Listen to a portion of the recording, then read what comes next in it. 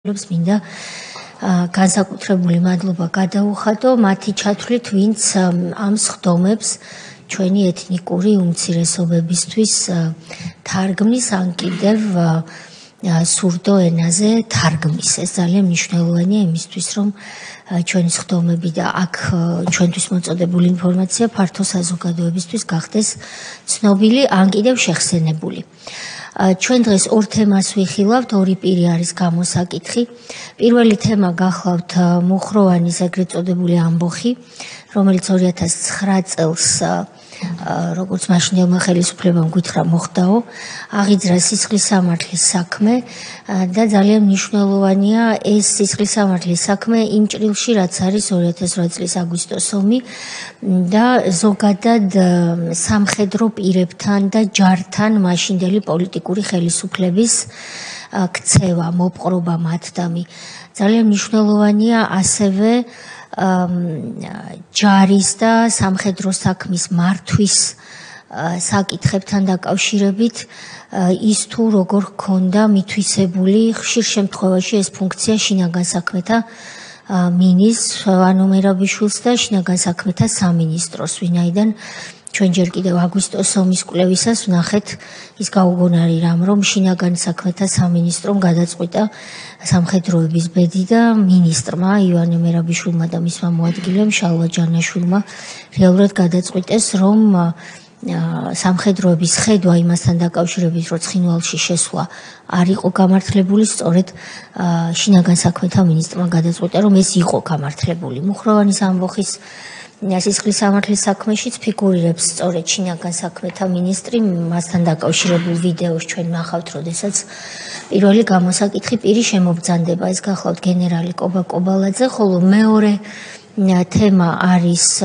ჩორჩანის მიმდებარედ პრემიერ გახარიას შინაგან საქმეთა მინისტრისა და შემდგომ პრემიერ გიორგი გახარიას მმართველობის პერიოდში საგუშაგოს განთავსების საკითხი, რამაც რეალურად ძალიან სერიოზულად დაძაბა ადგილზე ვითარება და როგორც მაცხოვრებლებმაც ბრძანეს, ძალიან ცოტა დააკლდა, რომ იქ საომარი მოქმედებებიც დაწყებულიყო ოკუპანტ სახელმწიფოსთან. ამ სოფლის მკვიდრი გვეწვია ჩვენ დღეს დილით და ის ისაუბრებს ადგილზე რა ვითარება იყო. ახლა მინდა სამდინოს ვთხოვო, რომ ბატონი კობა კობალაძე, გენერალი კობალაძე სახმელეთო ჯარების სარდალი წარსულში, ასევე ეროვნული გვარდიის სარდალი, დამსახურებული სამხედრო და ბევრი ჯარისკაცისათვის და ჩვენთვის და საზოგადოებისთვის ავტორიტეტული პიროვნება შემოაცილონ დარბაზში. ის დღეს ვეტერანების ხელმძღვანელია და ვეტერანთა უფლებებს იცავს და გვეხმარება სახელმწიფოს ამ საკითხების მართვაში. ბატონო გენერალო, მოგესალმებით, ბატონო კობა, დამბრძანდით. მადლობა მობრძანებისთვის. მე თქვენ სანამ შემობრძანდებოდით უკვე წარგადგინეთ. ამიტომ პირდაპირ მადლობაზე გადავალ. მადლობას მოგახსენებთ, რომ მოიცალეთ თქვენ დღეს ვეტერანთა შესაბამის სახელმწიფო ორგანიზაციას ხელმძღვანელობთ და ძალიან დატვირთული ბრძანდებით. მე თხოვნა მაქვს, რომ როდესაც თქვენ ჩვენგან წაბრძანდებით თითოეულ ვეტერანს ჩვენი ქვეყნის მთლიანობისთვის, ჩვენი სამშობლოსთვის მებრძოლებს კომისიის სახელით დიდი მადლობა გადაუხადოთ. პროცედურას დავიცავთ თქვენი ნებართვით. თქვენ ტექსტს გაეცანით სამდივნოსთან ერთად. ეს არის გაფრთხილების ტექსტი, რომელიც ამბობს, რომ კომისიის წინაშე განზრახ ცხვახსნა განმარტების მოცემა კითხვებისთვის თავის არდება პასუხზე უარი სჯება სისხლისამართლის წესით და ამის დასტურად გთხოვთ მოაწეროთ ხელი და შევდგეთ საუბარს. ბატონო კობა, ჩვენ თქვენი ნებართვით სულ რამდენიმე წამიან ვიდეოს გავუშვებთ. თქვენ ზურგს უკან ეკრანია გაშლილი. ჩვენ საუბრობთ მუხროვანის ეგრეთ წოდებულ ამბოხზე, სისხლისამართლის საქმეზე, რომლის ფარგლებშიც თქვენ გენერალი კობა კობალაძე იყავით დაკავებული, იყავით საპატიმროში. მე მახსოვს თქვენი სასამართლო პროცესებიც, რომლებსაც ზოგჯერ ვესწრებოდი კიდეც. და სააკაშვილის სასამართლოს პირობებშიც კი მათ გაუჭირდათ შეკერილი სისხლის სამართლის საქმის თქვენს წინააღმდეგ დაცვა და უდიდეს ნაწილში სისხლის სამართლის ბრალდების, მათ შორის სამშობლოს ღალატში, რომელიც თქვენ უსინდისოდ დაგაბრალეს, თქვენ გამართლდით. იყო თუ არა ეს რეალურად ამბოხი და რას ამბობდა მაშინ შინაგან საქმეთა მინისტრი ვანო მერაბიშვილი, რომელიც ადგილზე მივიდა, იმიტომ რომ ამ ეგრეთ წოდებული ამბოხის კონტექსტში იყო კვლელობაც და სიცოცხლის ხელყოფის სხვა ფაქტებიც და ამაზე თქვენ ისაუბრებთ. მე მინდა საზოგადოებას და განსაკუთრებით ახალგაზრდებს, ვინც შეიძლება არც კი იცის და პირველად ნახავს ამ ვიდეოს, ვაჩვენოთ რა თქვა შინაგან საქმეთა მინისტრმა, როდესაც ადგილზე მივიდა. მე მინდა რომ გთხოვოთ ჩართოთ ეს ვიდეო. ორი კაცი. ხო. ორი გვამი მჭირდება. მომიწოდეს ორი გვამი. всё. პრემია დიდია. ორი გვამი მჭირდება, პრემია დიდია. ამ რამდენიმე წამში არის ჩადებული, გთხოვთ დაბრუნდეთ, არის ჩადებული სააკაშვილის მმართველობის მთელი არსი. სად თქვა ეს მინისტრმა, რა იყო ადგილზე ვითარება, რატომ მოითხოვა ორი გვამი შინაგან საქმეთა მინისტრმა, რომელიც კრიმინალს უნდა ებრძოდეს და რეალურად მიუტანეს თუ არა მას ეს ორი გვამი და რა მოხდა რეალურად, ქრონოლოგიურად, რომ როგორც თქვენ ჩათვლით იმთან მიმდევრობით ფაქტებს გულისხმობ, მაგრამ ქრონოლოგიურად რომ გვიამბოთ ყველაფრის შესახებ. და ასევე ჩემი თხოვნა იქნება აგვისტოს ომი არ გამოგრჩეს მხედველობიდან, იმიტომ რომ მაშინაც და ახლაც იყო მოსაზრება, რომ ეს იყო გარკვეულწილად გაგრძელება რაღაცა ამბის, რატომღაც და მთლიანობაში სახე იმისა, თუ როგორ ეპყრობოდა სააკაშვილი და მისი პოლიტიკური მმართველი გუნდი ჯარს, სამხედროებს და მთლიანობაში სამხედრო საქმეს.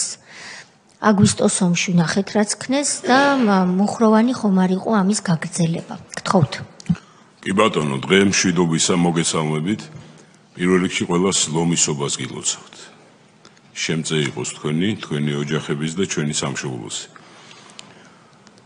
გადავალ კონკრეტულ იმ საკითხზე, იმ კითხვაზე, რა თქმა უნდა, ჩვენ რო გავიხსენოთ ის დინამიკა, თუ რა მიმდინარეობით ხდებოდა ეს პროცესი და ვითარდებოდა, ყველაფერს აქვს თავისი მიზეზი და მიზანი. ჩვენ რომ გავიხსენოთ 2008 წელი ის რუსეთ-საქართველოს საბრძოლო მოქმედებების შორის, როდესაც ფაქტობრივად მართველი რგოლი არა მარტო უუნარო გამოდგა, არამედ მართვის მექანიზმი აბსოლუტურად იყო მორღვეული მთლიანად სახელმწიფოში, ქვეყანაში და თუ რამემ შეუნარჩუნა ჩვენ სამშობლოს სახე, ღირსება და სამშობლოს სიყვარულისთვის თავგანწირის უნარი, ეს იყვნენ ჩვენი რიგითი პირადი შემადგენლობა, უმცროს ოფიცერთა შემადგენლობა და ის გულანთებული ადამიანები, რომლებიც ქვეყნის წინაშე ვალდებულებას გრძნობდნენ. ამიტომ მივიღეთ მრავალი ჩვენ გმირი, მრავალი გულანთებული და პატრიოტი ადამიანი და წინააღმდეგობის ის მუხტი, რომელიც არანაირად არ იყო ხარდაჭერილი სახელმწიფოს მმართველობის მხრიდან. პირიქით, ჩვენ თუ გადავხედავთ დინამიკას, რა პროცესები ვითარდებოდა ის, რომ ქვეყანა დადგა იმ რეალობის წინაშე, როდესაც გაერთიანებული იყო და აზელილი ერთმანეთში ცრემლი, ტკივილი, განცდა, მრავალი ათასობით ახალი ლტოლვილი საქართველოში, რომლებიც უპასუხოდ იყვნენ თავიანთი სახლებიდან გამოყრილი. პლუს ამას ემატებოდა ის, რომ პრესტიჟი ქვეყნის არა მარტო ტერიტორიული მთლიანობის და რამოდენიმე ათეული სოფელი, რომელიც ჩვენი წინაპრების სისხლით და უფლით იყო გაჯერებული და მოხსენიებული იყო ქვების ხროვად, გროვად და იმ პერიოდში იყო დაკარგული თუნდაც დროებით, მაგრამ რეალობა ეს იყო.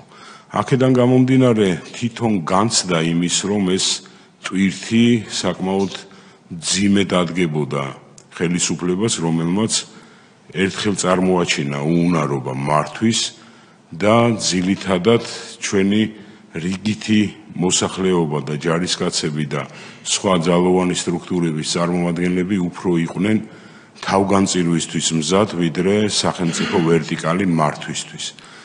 თუ გავიხსენებთ დინამიკას იმ პროცესების, ჩვენ დავინახავთ, რომ ხელისუფლების უმაღლესი რანგის წარმომადგენლები ხელის ბიჭებად იყვნენ მივლინებულნი ოკუპანტების მიერ და რეალურად უწევდნენ მეგზურობას, გიდობას და მოხსენებით საღამოებს უმართავდნენ. ეს იყო ის რეალობა. ამ რეალობიდან გამომდინარე საკითხი წარმოიშვა ალბათ, ჩემი ვარაუდია ეს, რომ რაღაცა უნდა მომხდარიყო ისეთი, რომელიც ამ მძიმე ტვირთს გადაფარავდა. და გადაფარავდა არგუმენტირებულად, ლოგიკურად. ჩვენ ვიცით, რომ ფასადური პიარის ხელოვნების ერთ-ერთი ფუძემდებლები იყვნენ და შემოქმედები. ამ ფასადურ რეალობაში და ფასადურ პიარში, როდესაც არ არის გათვალისწინებული ადამიანის განცდა, ღირებულებები, ადამიანური გრძნობები, როდესაც ადამიანს არ აქვს სამშობლოს შეგრძნების უნარი, მისთვის ეს ყველა დანარჩენი არის სხერპლად აღიარებული შემადგენლობა და ზუსტად ჩვენ რომ დინამიკას კიდევ ვიძახი გადავხედოთ, ჩვენ წარმოვიდგინოთ ის, რომ საბრძოლო მოქმედებების დროს იყო უდიდესი მსხვერპლი, იყო ბევრი პასუხგაუცემელი კითხვა. იყო აბსოლუტურად მორღვეული ახლა მართლობა, მე არ მინდა შორს წავიდე, მაგრამ საერთო საჯარისო ოპერაციები ეს არის პროცესი, რომელშიც შინაგან საქმეთა სამინისტროს წარმომადგენლები თავისი უნარჩვევებიდან მიუხედავად, რამდენადაც პატრიოტები არ უნდა იყვნენ, რამდენადაც გულანთებულები არ უნდა იყვნენ, ისინი არ არიან უნარჩვევებით დაჯილდოებული, რომ აწარმოონ ხანგრძლივი საბრძოლო საერთო საჯარისო მოქმედებები. ისევე როგორც ჯარისკაცები და ოფიცრები თავდაცვის სამინისტროსი არ არიან იმაზე ორიენტირებულები, რომ სამბრძოლო ოპერატიული საქმიანობა აწარმოონ დასახლებულ პუნქტებში და სხვადასხვა შეკრების ადგილებში. აი ეს განსხვავება იყო, ეს მართლობა იყო რეალურად აღრეული. აღრეულთან ერთად ჩვენ რომ დავიწყოთ საუბარი, საბრძოლო უზრუნველყოფის ელემენტები ერთობლიობაში ქმნიან ეფექტს საერთო საჯარისო ოპერაციების განხორციელების. ჩვენ რო შევხედოთ პროცესს, აღმოვაჩენთ, რომ არც ერთი საბრძოლო უზრუნველყოფის ელემენტი არა თუ მართვაში არ იყო, არამედ ურთიერთქმედებაში არ იყო ერთმანეთთან. ეს იყო დაზვერვა, ეს იყო ლოჯისტიკა, ეს იყო საინჟინრო უზრუნველყოფა და ასე შემდეგ. ამიტომ არ ხდებოდა არც ევაკუაცია, არ ხდებოდა სწორი გათვლები მიმართულებაზე, ხდებოდა უკვე შეშვებული ჯგუფების კორიდორის არქონის გამო მათი იქ ჩატოვება და ფაქტობრივად მათი რისკის და თავგანწირვის ფასად ეს ყველაფერი ხდებოდა. აი ესეთი რეალობა, ესეთი ქაოსი იყო, ამას ემატებოდა კვლავ კიდევ პანიკა. მე უკვე აღარ ვიძახი ინსტიტუციებს შორის არარსებულ ურთიერთქმედებაზე, იმიტომ რომ რაღაც პერიოდში ჩვენ ვიყავით მივლინებული იმ მიმართულებით, გთხოვეს, ჩავედით და მოგვიწია სასჯელ აღსრულების სპეცდანიშნულების ბიჭებთან ერთად კონკრეტული ამოცანების შესრულება, მიუხედავად იმისა, რომ ძალიან შემართებულები იყვნენ, გულიანები იყვნენ, თავგანწირვის უნარით ახსილები იყვნენ, რეალობა იყო სხვა. მათი უნარჩვევები, მათი მომზადება და მათ წინაშე არარსებული ამოცანებიც არ იყო ზუსტად განსაზღვრული და გაჯერებული. თავდაცვის სამინისტროში იყო გეგმები, რომლის მიხედვითაც უნდა განხორციელებულიყო ასე თუ ის მოქმედება. როდესაც საუბარი მიდის თავდაცვის სამინისტროს ან კონკრეტული ოპერაციის დაგეგმარების მიმართულებაზე, ის დაგეგმარება არ არის მარტო ან შეტევაზე ორიენტირებულია, ან თავდაცვაზე. ის დაგეგმარება გაწერილია პუნქტების მიხედვით არასტანდარტულ ქმედებებზეც, რომ პირადი შემადგენლობა უნდა იყოს მზად ამა თუ იმ ვითარებისთვის. ეს შეიძლება იყოს არასტანდარტული, შეიძლება იყოს ახალ რეზერვთან წინააღმდეგობა, სადივერსიო სამუშაოებთან წინააღმდეგობის გაწევა, მოწინააღმდეგის შეკრების ადგილზე საარტილერიო ცეცხლის ზემოქმედება, სხვადასხვა ისა, ამაზე აღარ გაგიშლით ამ თემას. რეალურად ეს გეგმები, როგორც აღმოჩნდა, არ არსებობდა. ამ გეგმებზე ნებისმიერ ოპერაციებზე დგება სხვადასხვა ვარიანტზე გათვლილი უდიდესი კრეფსი სამუშაოების, რომელიც არ არის მარტო სურვილებზე აწყობილი და არ არის მარტო შეგრძნებებზე აწყობილი. ეს არის აწყობილი დაზვერვის ინფორმაციაზე, აწყობილი მოწინააღმდეგის შესაძლო შემადგენლობაზე, იმ სარეზერვო ძალებზე და იმ მიმართულებებზე, რომლებიც შეიძლება იყვნენ ამაში ყველაფერში ჩართული. ამას ემატება პლუს ისიც, რომ რეალურად შენი ჯარების შეფასება, შენი ძალების შეფასება უნდა მოხდეს. ამ შეფასებას ემატება ის, რომ შენ რეზერვზე უნდა ისაუბრო. ამ რეზერვებთან ერთად უნდა იყოს შესაბამისი განკარგულებები გაცემული. შესაბამისი განკარგულებების გაცემის შემდგომ უნდა იყოს სადაზვერვო ინფორმაციაზე დაყრდნობით, უნდა იყოს შესაბამისი რესურსები გამოყოფილი, რომ აღნიშნული განკარგულებები იყოს შესრულებადი. და ამასთან ერთად აუცილებელია ამ შესრულებასთან ერთად მიმდინარე კონტროლის განხორციელება, რომ ახორციელო კონტროლი რა ეტაპზე რა ხდება. კონტროლი არის ერთ-ერთი უმთავრესი შემადგენელი ნაწილი. კონტროლთან ერთად, ჩემო ბატონებო, არის უზრუნველყოფის ელემენტები, რომელიც გამოხატულია იმაში, რომ სწორედ მოხდეს ევაკუაცია დაჭრილ დაშავებული სამხედროების და სამოქალაქო პირების. იყოს მოწყობილი შესაბამისი ლოკაციები, სადაც ისინი იქნებიან ორგანიზებულად გადმოყვანილები და ასე შემდეგ. ეს პირველადი შეხების ეტაპი. მეორადი ეტაპი არის მეორე ეშელონირებული ღონისძიება იმ შემთხვევაში, თუ არ გამოგივიდა მოწინააღმდეგეზე ზემოქმედება და გამარჯვების ეიფორიაში აყოლამ გამოიწვია მოწინააღმდეგის მხრიდან ინიციატივის თავის ხელში აღება, ან საავიაციო, ან საარტილერიო, ან სხვა ზემოქმედების საშუალებებით, შენ უნდა გქონდეს რესურსი იმის, რომ შემდგომი სიძლიერე დაიკავო შემდეგ ეშელონზე, რომ მოხდეს გადაჯგუფების უზრუნველყოფა. ბევრი ესეთი საკითხი იყო, რომელიც არა მარტო არ იყო გათვლილი, არამედ არ იყო განხორციელებული. მე ინსტიტუციებს შორის ურთიერთქმედებაზე აღარ ვიძახით. და ზუსტად მაგაზეა საუბარი, როდესაც გეგმები გათვლილი იყო, მეთქი თავდაცვის სამინისტროს მხრიდან მოხდა აბსოლუტურად. მე ეჭვი არ მეპარება, რომ ყველას რაღაც სიყვარული აქვს ქვეყნის, მაგრამ ყველა მაქსიმალურად იხარჯებოდა იმ უნარჩვევებიდან და ცოდნიდან გამომდინარე, რაც იცოდნენ. როდესაც ადამიანმა არ იცის, იხარჯება და არასწორი მიმართულებით მიდის რაღაც პროცესი, ეს უკვე საწინდარია წარუმატებლობის. მე რასაც უყურებდი და როგორც უყურებდი, დღეს რასაც ვხედავთ, ბევრი სიტუაციის გამოსწორება გვჭირდება ჩვენ ვეტერანთა საქმეთა სახელმწიფო სამსახურს, იმიტომ რომ არის პირადი შემადგენლობა იგივე შინაგან საქმეთა სამინისტროსი, არის პირადი შემადგენლობა თავდაცვის სამინისტროსი, სასჯელ აღსრულების დეპარტამენტის, რომლებიც იყვნენ ქაოტურად გადასრულილები.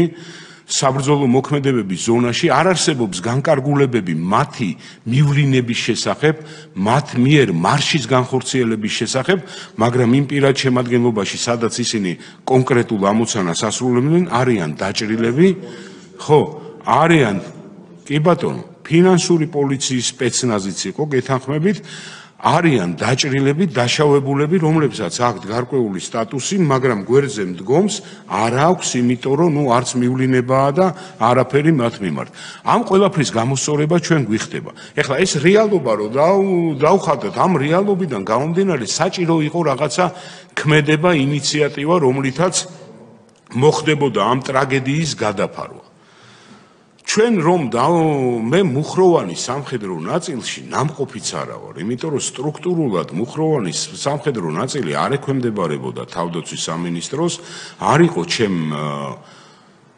დაქვემდებარების არეალში მყოფი შენაერთი და იყო სხვა უწყებრივი შენაერთი, მე არ ვარ საერთოდ ნამყოფი, რომ გავიხსენოთ 2009 წლის 5 მაისი რეალურად რომ ვისაუბროთ ამ თემაზე, მე საკმაოდ ადრე მეწყება დღე, ეს ალბათ წარსული ჩვევებიდან გამომდინარე, 6 საათზე უკვე ჩემ აქტიურ ცხოვრებას ვიწყებ. მოხდა ისე, რომ გასული ვიყავი, ვივარჯიშე ბავშვის ფეხსაცმელი მქონდა გადასაცვლელი, იმიტომ რომ წამომიღია 45 ზომა და ჭირდებოდა 46, შევცვალე ეს, მე რაღაც მეგობართან გავიარე და მოვედი უკან სახში. სახში მოსულს ზარი შემომივიდა იმ პერიოდის რუსთავი 2-ის ჟურნალისტებიდან და კიდევ სხვა ჟურნალისტებიდან, მე დავუპატიჟე, აინტერესებდათ თემა. სიმართლე რო გითხრათ, მე არ ვიცი ეს თემა რა ხდება, იმიტომ რომ ხელშემხედვა არ მქონდა იმ პერიოდში, არ ჩამირთია არც ტელევიზორი, არც ერთი, არც მეორე. არ ვიცოდი რა ხდებოდა, რეალურად არ ვიცოდი. გითხრეს რა თემა გვაინტერესებსო?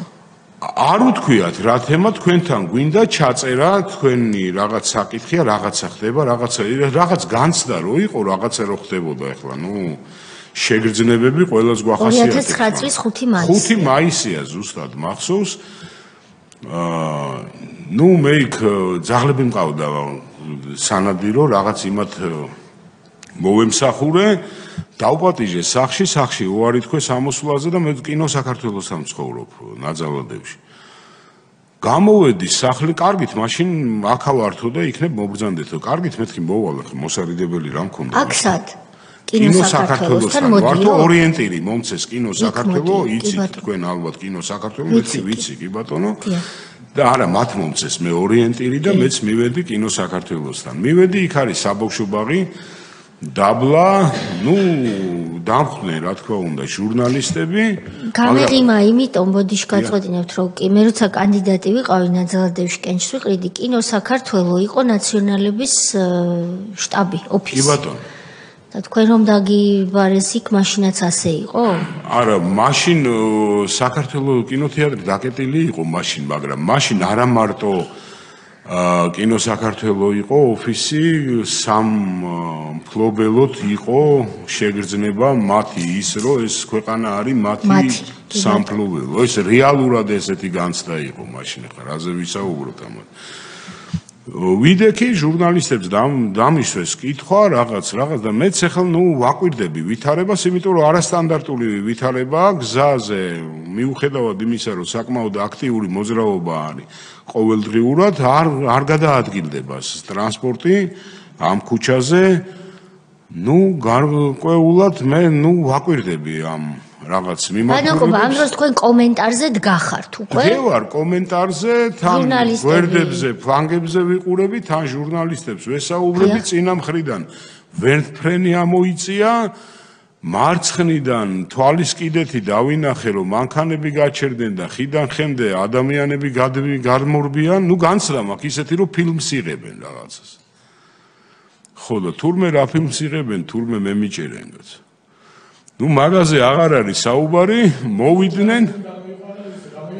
ხო, ჟურნალისტებს გამოაყვაინეს ჩემი თავი, იმიტომ რომ რა საჭიროება იყო ამისი, არც შეტყობინება მომსვლია, არც არ აქონია მაგის პრობლემა. ეს ნიშნავს, რომ რუსთავი 2-ის ჟურნალისტებმა მიიღეს დავალება, რომ გამოიყვანეს კაცი. მაგრამ მეორე მომენტში სხვა განცდაც იყო დაუფლებული ამ სიტუაციის, იმიტომ რომ მათ არავის არ ჭირდებოდა ჩემი ინტერვიუ მე როგორც მივხვდი შემდგომში განვითარებული პროცესებიდან, იმიტომ რომ საკმაოდ ახლა ზრდილობიანად მე აუქს ვერ ვიტყვი იმ ადამიანებზე, ვინც დავალებას ასრულებდა და ვინც ფაქტობრივად მაუწყა ის, რომ ჩემი უფლებები შეკვეცილია იმაში, სანამ სამართლებრივი კითხვებია ჩემ მიმართ, დავჯექით მანქანაში მათთან ერთად და საკმაოდ დიდი პერიოდი გავიდა მათთან ერთად მოძრაობის, იმიტომ რომ არც ერთი დაწესებულება არ მიიღებს. ყველა გაკვირვებულია, იმიტომ რომ რაღაცა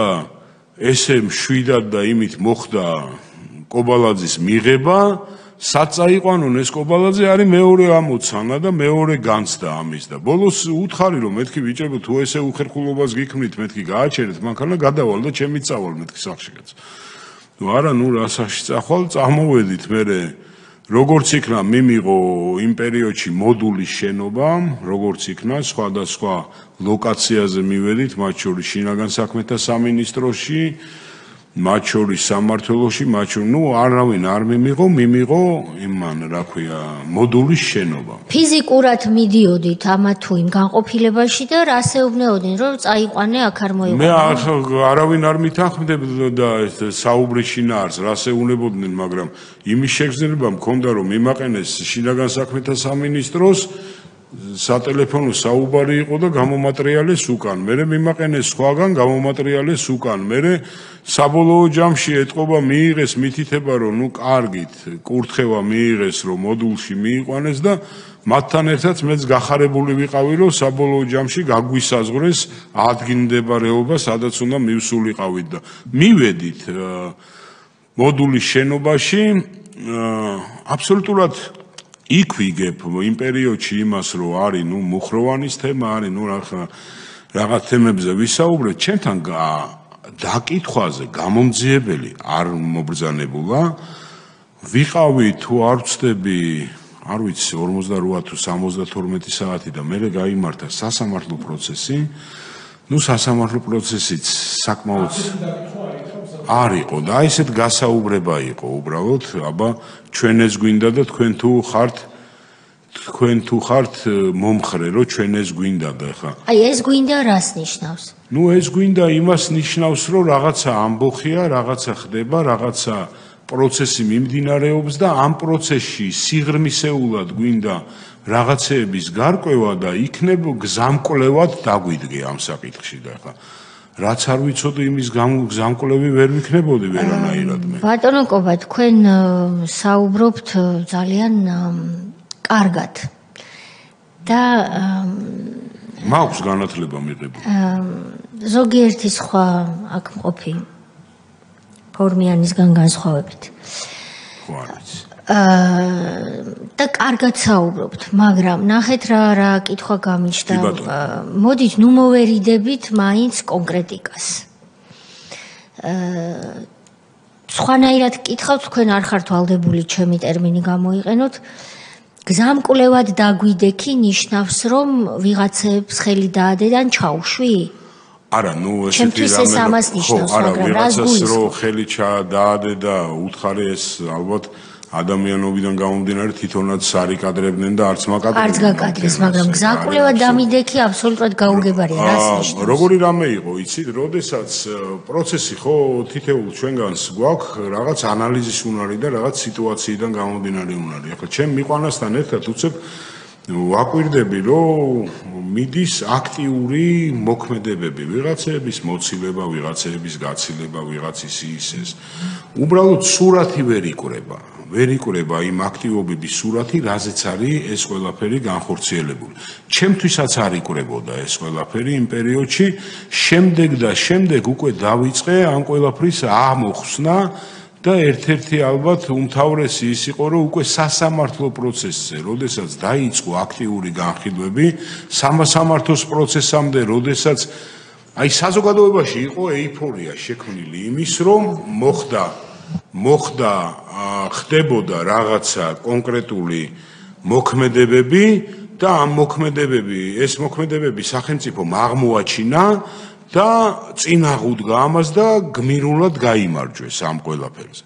რა მოქმედებები იყო, რა სიღრმისეული საკითხი იყო, არ ვიცოდი ეგ თემა. რაზე გქონდა ბრალი წაყენებული?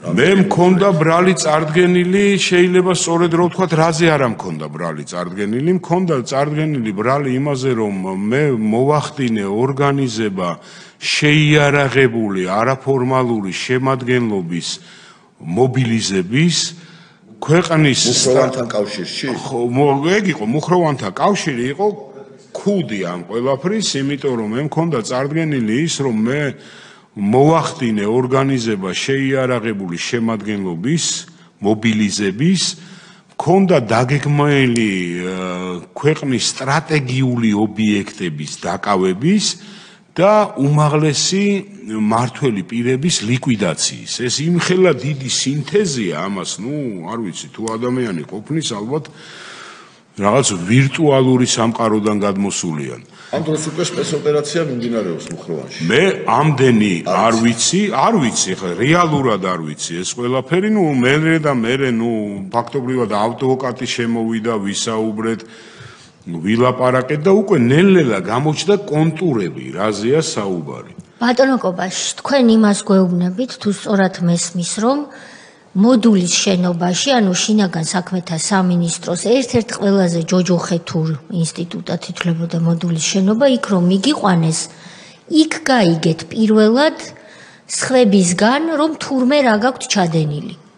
სწორად გაიგეთ? მერთია მოწამე სიმართლეს ბრძანებთ, იმიტომ რომ არ ვიცოდი ახლა, მაგრამ სანამ სასამართლო პროცესზე წაგიყვანეს 48 საათში თუ 72 საათში არ გახსოვთ, ხო? იქ ალბათ აღკვეთის ღონისძიების საკითხი იყო ალბათ პირველ სხდომაზე განხილული, ხო? აი იმ პერიოდში, იმ რამდენიმე ათეულ საათში თქვენ უკვე გაიგეთ ის, რასაც ახლა ამბობთ, რომ რა შეგედებოდა? რა თქმა უნდა, როგორი რამეა იცი? როგორ გაიგეთ? როგორ გავიგეთ?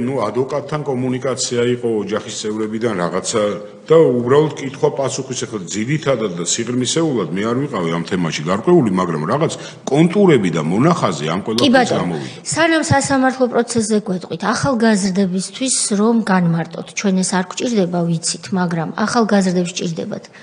როდესაც თქვენი თავი ჟურნალისტებს, მათთან შეკრულ რუსთავი 2-ის ჟურნალისტებს გამოაყვანინეს მოტყუებით სახლიდან, ვითომ ინტერვიუ უნდა ჩამოგართვან, ხომ? და იქ ერთმფრენიც მობილიზებულია, გზა გადაკეტილია, ვინც იცის გურამიშვილის გამზირი, ეს არის ერთ-ერთი სასიცოცხლო არტერია ჩვენი დედაქალაქის და იქ წარმოუდგენელია, რომ მანქანა არ მოძრაობდეს დილის საათებში, ეს არის გადაკეტილი, რეალურად სპეცოპერაცია თქვენი აყვანის, ასე დავარქმევ. ამას ხვალგვარად და ეს გადაიცემოდა რაზეც, ალბათ შეიძლება ამას უარყოფითიც აქვს, მაგრამ დადებითიც ლაივში რო გადაიცემა შეიძლება. დადებითიც აქვს, იმიტომ რომ რუსთავი 2 როგორც ჩემი გამომყვანი იყო, ასევე რაღაც სხვა გეგმების განხორციელების წინაღობა იყო. მე ესე ვაფასებ. ლაივში როდესაც გადაიცემა, იგრძნელია ასე. სხვა რამე არ ლაივში რო ხრიტავდა. მეორე მომენტია, როდესაც ამ ყველაფერს ინტერპრეტირებას უკეთებს სხვანაირად. იმიტომ რომ როგორ გითხრათ, ყველა ისეთი პერიოდი იყო, მოცემულობა ისეთი იყო, რომ შემდეგი პროცესიც რო განვითარდა, არავის არ ჭირდებოდა ჩემი დაჭერა, იმიტომ რომ მარტო მე არ ვიცოდი, რატო დამაკავეს, თვითონაც არ იცოდნენ, როგორც ბოლოში გაირკვა. და რას გეკითხებოდით, ნახეთ ახალგაზრდებისთვის გასაგონად, წაგიყვანეს, გასეირნეს ბრჭყალებში, არავინ არ გიღებთ, არ იცით რატო დაგაკავეს. და შემდეგ რაც შეიძლება ალბათ თუ ამაზე მძიმე რა უნდა დააბრალო სამხედრო პირს საკუთარი ქვეყნის და სამშობლოს ჯარისკაცს რომ შენ ამბოხს აწყობდი შენი ქვეყნის წინააღმდეგ ამაზე მძიმე რა უნდა იყოს თქვენ აი ასე მოგექცნენ და მე კიდევ ნახოთ როგორც მოგექცნენ სასამართლო პროცესებზე ვისაუბრებთ ამ დროს თქვენ ჩვენ ვიცით ბავშვებს რო უთხრათ ახალგაზრდებს თქვენ ვიმბრძანდებით ამ დროს რა დამსახურებები გაქვთ ქვეყნის წინაშე რომ გავიხსენოთ ყველა ერთად გეტყვით პირველ რიგში მე არ მინდა იმაზე ვისაუბრო ჩემ პიროვნულ განცდებზე მე უბრალოდ მყავს 5 შვილი და იყვნენ ძალიან პატარები მაშინ და ყველაზე მძიმე იყო ჩემი შვილების ფსიქოლოგიური სტრესი და ტრაუმა, როდესაც მთელი ცხოვრება ზრდიან, იმიტომ რომ სამშობლოა, სამშობლოსთვის ისინი უნდა იყვნენ ვალდებულებები და უცებ მათი მშობელი, მათი გამზრდელი ამ მუხლით ხდება დაკავებული და პლუს ამას მიდის უსაგნო, უაზრო ჩხრეკა, მაგაზე აღარ არის საუბარი, ამასთან ერთად ამ მშობელზე მარტო არ წდება ეგ თემა, ანუ მათ მშობელზე. ხდება ჩემი დედაჩემის დამსახურებული პედაგოგის, დედა მყავს უმაღლესი მათემატიკის სპეციალისტი და არის დამსახურებული პედაგოგი. შვილის არასათანადო აღზრდისთვის სკოლიდან გლიზბილეთით უშვებენ. ისევეა მამაჩემთან მიმართებაში, იმიტომ რომ დამოუკიდებელი საქართველოს ისტორიაში მამა იყო ერთ-ერთი ის ადამიანი, ვისაც კერძო ბანკი ჰქონდა მეგობრებთან ერთად და ამ დამოუკიდებელი საქართველოს ეკონომიკური მიმდინარეობას შესწირა ეს თავისი ფინანსური და სხვა რესურსი. მე აღარ ვსაუბრობ ჩემ ნათესავებზე, მეგობრებზე და ასე შემდეგ. ეს პროცესი ვითარდებოდა. ბავშვების თემა იყო ჩემთვის ყველაზე მტკივნეული, იმიტომ რომ საჯელ აღსრულებიდან გამოსვლის შემდეგ რამოდენიმე წელი მიწევდა ბავშვებთან ფსიქოლოგიურ რეაბილიტაციაზე მუშაობა. მე ამაზე არ ვსაუბრობ, იმიტომ რომ არ არის ეს ის თემა, რაზეც უნდა ვისაუბროთ. მოხდა ეს. მერე იყო ის, როდესაც სიტყვა, დამსახურებაზე საუბრობ თქვენ. კი ბატონო, გეტყვით, ყველაზე ჩემი დამსახურება არის ის, რომ ჩემ ქვეყანას 5 ღირსეულ მოქალაქეს ვზდი. მე ვიყავი საქართველოს ისტორიაში პირველი ანტიტერორისტული ცენტრი, რო ჩამოყალიბდა შავნაბადის ბატალიონი, პირველი შავნაბადის ბატალიონის ჩამოყალიბებელი და მეთაური. ვიყავი საზღვაო პირველი საქართველოს ისტორიაში შედეგიანი საზღვაო დესანტის გამხორციელებელი, სადაც დავიჭერი მძიმედ, მაგრამ დაჭრის მიუხედავად ჩემი თანამებრძოლი ჯარისკაცი გამოვიყვანე. მაქვს 9 ცეცხლსაშორისროლი ჭრილობა, მაქვს სახელმწიფო ჯილდოები, მათ შორის ერთადერთი ცოცხალი ვარ, ვისაც 3-ვე ვახტანგ გორგასალი აქვს, პირველი, მეორე, მესამე, მაქვს მედალი საბრძოლო დამსახურებისათვის და ორდენი საბრძოლო მამაცობისათვის, ასევე მაქვს ოქროს სამკერდე ნიშანი ქვეყნის სამშობლობასათვის თავდადებისთვის. ეს იმ პერიოდში სანამ გამამწესებდნენ იმ დაწესებულებაში, რაზეც ჩვენ ვსაუბრობთ. თქვენ როდესაც დაგაკავეს, უკვე გენერალი კობალაძე ბრძანდებით? მე როდესაც დამაკავეს, ვიყავი უკვე გენერალი კობალაძე და 2002 წელს მე მომენიჭა ჯორჯიის შტატის საპატიო გვარდიელის წოდება ამერიკის შეერთებული შტატების. ასეთი ეს უბრალოდ ჩემი მაქვს განათლება მიღებული, დამთავრებული მაქვს ივანე ჯავახიშვილის სახელმწიფო უნივერსიტეტი, დამთავრებული მაქვს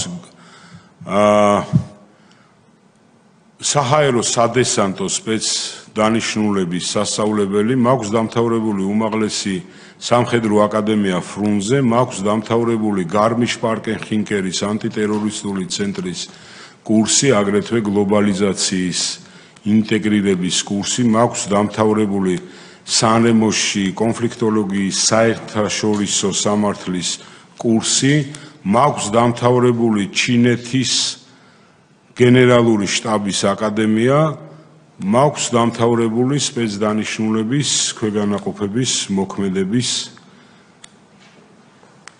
კურსები და ასე შემდეგ. მადლობა. შესაბამისად, თქვენი პასუხიდან ამ პასუხიდან ეს ყველაფერი მაგდრომდე მქონდა დამთავრებული, ის ვერ დეგრადაციაზე წავედი.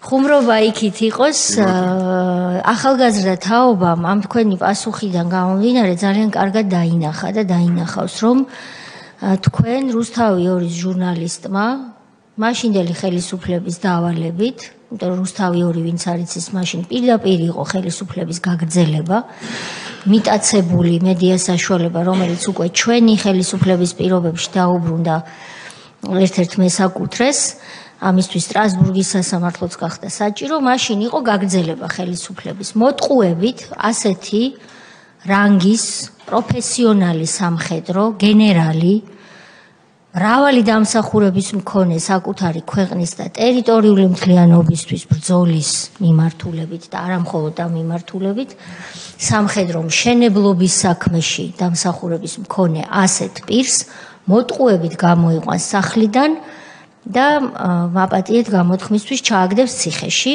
გამოგონილი ბრალდებით. ეს არის მთელი თქვენი საქმის ფაბულა. ეხლა გავაგრძელოთ, როცა აღკვეთის ღონისძიებაზე წაგიყვანეს, იქ თუ იყო რამე ისეთი, რაც იმსახურებს განსაკუთრებით ხაზგასმას და შემდეგ უნდა ვთქვათ პარალელურად რა ხდებოდა, იმიტომ რომ იქ 2 ასევე დამსახურებული სამხედრო და თქვენ ისაუბრებთ მე მოგიწოდებთ ამისკენ და გკითხავდით ვინ იყვნენ ესენი ვინც რეალურად ჩაცხრილეს მაგრამ გადარჩა ასევე იყო ბატონი კრიალაშვილი რომელსაც სიცოცხლე მოუსწრაფეს და დახვრიტეს კი ბატონო დააბრალეს რა ამბოხი და რეალურად ამბოხი რას დაარქვეს ეს მერეც რო გითხრათ მაგრამ სასამართლოზე ხომ არ იყო რაიმე ყურადსაღები რო გითხრათ გეტყვით მე წეგან რო საუბრობდით ფაქტობრივად მოხდა ისეთი რამე რომ მე დავიწყე ამ პროცესების ნელ-ნელა მიდევნება და ამ პროცესების შემასში შევსება რა ხდება და როგორ ხდება იმიტომ რომ პირველადი პროცესი როდესაც ორთვიანი წინასწარი მომისაჯეს არამედ იქ კიდევ სხვა მოიყვანეს მუშკუდიანი იყო ესეთი ოფიცერი მას 18 წლის ბავშვი ყავდა შეშემოპირი რომლის მომსახურებისთვისაც საჭირო იყო მამის ყოფნა სისტემურად ამ ბავშვთან ერთად ითხოვა რომ იქნებ არაფერი ისეთი მეც უთხარი რომ აგერ ვართ ჩვენ ის საკმაოდ აი ეს სწრაფად გაიარეს ყველაფერი რომ ორთვიანი ჩამოგვირიგეს ყველას მე მიდის პროცესი იმიტომ რომ მეც მაინტერესებს როგორ ერკვევა სიტუაცია ამ დროს ჩვენ ვიცით რომ ისეთი ატმოსფეროა და ეიფორია ჩემთვისაც ისეთი უცნობი თემაა რომ ბოლო გავერკვევი იმაში რომ მე აღნიშნულ ვითარებაში უბრალო ვარ მაგრამ ეტყობა რაღაცა ხდებოდა აი ჩემი აზრი ეგ იყო რომ ეტყობა რაღაცა ხდება იმიტომ რომ ესე სიცარიელეზე ესე რა როგორ რანაირად მე მოხდა მე ხო გითხარით ფასადური პიარი საკმაოდ ხელოვნების დონეზე ქონდათ აყვანილი უცებ მოხდა ვიღაცეები არიან ძებნილები ვიღაცეებზე გამოყვეს ჯილდოები სახელმწიფომ დააწესა რომ მათ დაკავებაზე ან იმაზე ჯილდოა გარკვეული მეც მაინტერესებს ეს პროცესები როგორ მიდის მე ირკვევა ის მე უკვე საჟელახსრულების დაწესებულებაში ვარ როდესაც ჩატარებული სპეციოპერაციის შედეგად კრიალაშვილი გიორგი დაიღუპა დახვრიტეს ოთანაძე კობა და ამირიძე ლევანი ფაქტობრივად მოკლეს დახვრიტეს ესენიც მაგრამ ცოცხლები დარჩნენ იმიტომ რომ გიორგის თუ არ ვცდები ქონდა კრიალაშვილს 3 ტყვია მოხვედრილი ოთანაძეს 9 და ამირიძეს 8 ყველა მკვდრები იყვნენ ესე რომ ვთქვათ მცდელობა იმისი რომ მათთან ვიღაცას მცდელობა ქონოდა რომ დააკავებდნენ ინტერესში ეტყობა არავისთან არ იყო მიცვალებული არ საუბრობს მაგრამ ღვთისნებით ეს ორი გადარჩა და მე მინდა რომ თქვენ წარმოვიდგინოთ 3 ადამიანი ახლა გიორგი კრიალაშვილი იყო ერთ-ერთი დამსახურებული ადამიანი ეროვნული მოძრაობიდან გამომდინარე ჩვენ ქონდა ურთიერთ თანამებრძოლი იყო ჩვენ ქონდა ურთიერთ საკმაოდ შეხებები უდიდესი პატივისცემით ვიყავი მამ და ჩემზე უფრო მეტი თუ არა ნაკლები დამსახურების ადამიანი არ იყო გიორგი კრიალაშვილი და ეს იყო ჩვენთვის წარმოუდგენელი თემა ის რომ გიორგი ქვეყნის წინააღმდეგ და სამშობლოს წინააღმდეგ იყო რაღაცაში ჩართული ბატონო სამივეს იგივე ტიპის ბრალდება გქონდათ სამივეს იგივე ტიპის ბრალდება გქონდა მე გეტყვით უბრალოდ გაგიხსნით უცებ და იმას ეხლა რაც შეეხება ამირიძე ლევანი არის დაჯილდოვებული უფრო ახალგაზრდაა ეს 2008 წლის საბრძოლო მოქმედებებში ის იყო ერთ-ერთი საბრძოლო შენაერთის ბატალიონის ხელმძღვანელი რომელმაც სტრატეგიული ბომბდამშენის მფრინავები ტყეში გამოიყვანა და ჩააბარა რუსული ბომბდამშენის მფრინავები ყბადაღებული თემა რო იყო მფრინავები ერთი დაიღუპა ერთი ცოცხალი იყო ხო აი ფრთა რო თქვენ ფრთა გაგდა იმას მფრინავები ყავდა ერთი მკვდარი და მეორე ცოცხალი ჩააბარეს სხვათაშორის საჩხერის პოლიციის ხელმძღვანელს დამსახურებული ადამიანი სამშვიდობო პირველი სპეცდანიშნულების ბატალიონის სამშვიდობო მისიაში ჩართული და ასე შემდეგ და წარმოუდგენელი თემა იყო რომ ის ქვეყნის საწინააღმდეგო ქმედებებში იყო ჩართული იგივე შეიძლება ხა ოთანაძესთან მე შეხება არ მქონია, მაგრამ სპეცდანიშნულების ქვეყანაყოფის ერთ-ერთი ღირსეული ხელმძღვანელი იყო ყოველთვის და შემდეგ ციხეში უფრო ისე დავახლოვდით და დაუმეგობრდით ერთმანეთში, მანამდე არ მქონია ისეთი აქტიური შეხება ოთანაძესთან. ეს იყო ის შემადგენლობა, რომელიც პირველად სამსხვერპლოზე გამოიტანეს უკვე, რომლებიც უნდა დაღუპულიყვნენ და მე ხდება უკვე დინამიურად მინდა რა ხდება და როგორ ხდება. მუხროვანი სამხედრო ნაწილის მეთაური იყო ადამიანი, რომელიც 2008 წელს განკარგულების შესაბამისად პირველად შევიდა ცხინვალის მიმართულებით და მასზე არის დაჯილდოვებული ამისთვის საბრძოლო ორდენი მამაცობისათვის დამსახურებული ოფიცერი. მუხროვანის ბაზა მთლიანად იყო დაკომპლექტებული გორის სატანკო ნაწილის პირადი შემადგენლობა იყო დისლოცირება შეცვლილი გორიდან მუხროვანში. შიდა ქართლის მაცხოვრებლებით იყო ძირითადად დაკომპლექტებული და ბევრი სამხედრო ნაწილი საბრძოლო ქმედებებიდან გამოსული საბრძოლო ნაწილი, რომლის პირად შემადგენლობის ზოგს ძმა ყავს დაკარგული, ზოგს ნათესავი, ზოგს ბიძა, ზოგს თანამებრძოლი. მაგრამ რეაბილიტაციას გადიან, იმიტომ რომ ის პერიოდი მე მინდა რომ გაგახსენოთ ეს დინამიკა, აღვიდგინო იმ პროცესების სამხედრო ნაწილში, მუხროვანში მათთან ერთად იყო დისლოცირებული ასევე ეროვნული გვარდიის რაღაც შენაერთი, რომელმაც უკვე ტელევიზორიდან გაიგეს ის, რომ თურმე თავიანთ ნაწილში ამბოხია. მანამდე არავინ არ იცოდა. რომელაშვილები, ბირთველიშვილები, სუხიტაშვილები, ეს არის ის შემადგენლობა, რომლებიც გმირებად იყვნენ აღიარებულები ამ სატანკო ნაწილის, მაგრამ მათ იმ პერიოდში მათი გვამები მოძიებული არ არის, როგორც მრავალი ათეული ჯარისკაცის გვამი არ არის მოძიებული.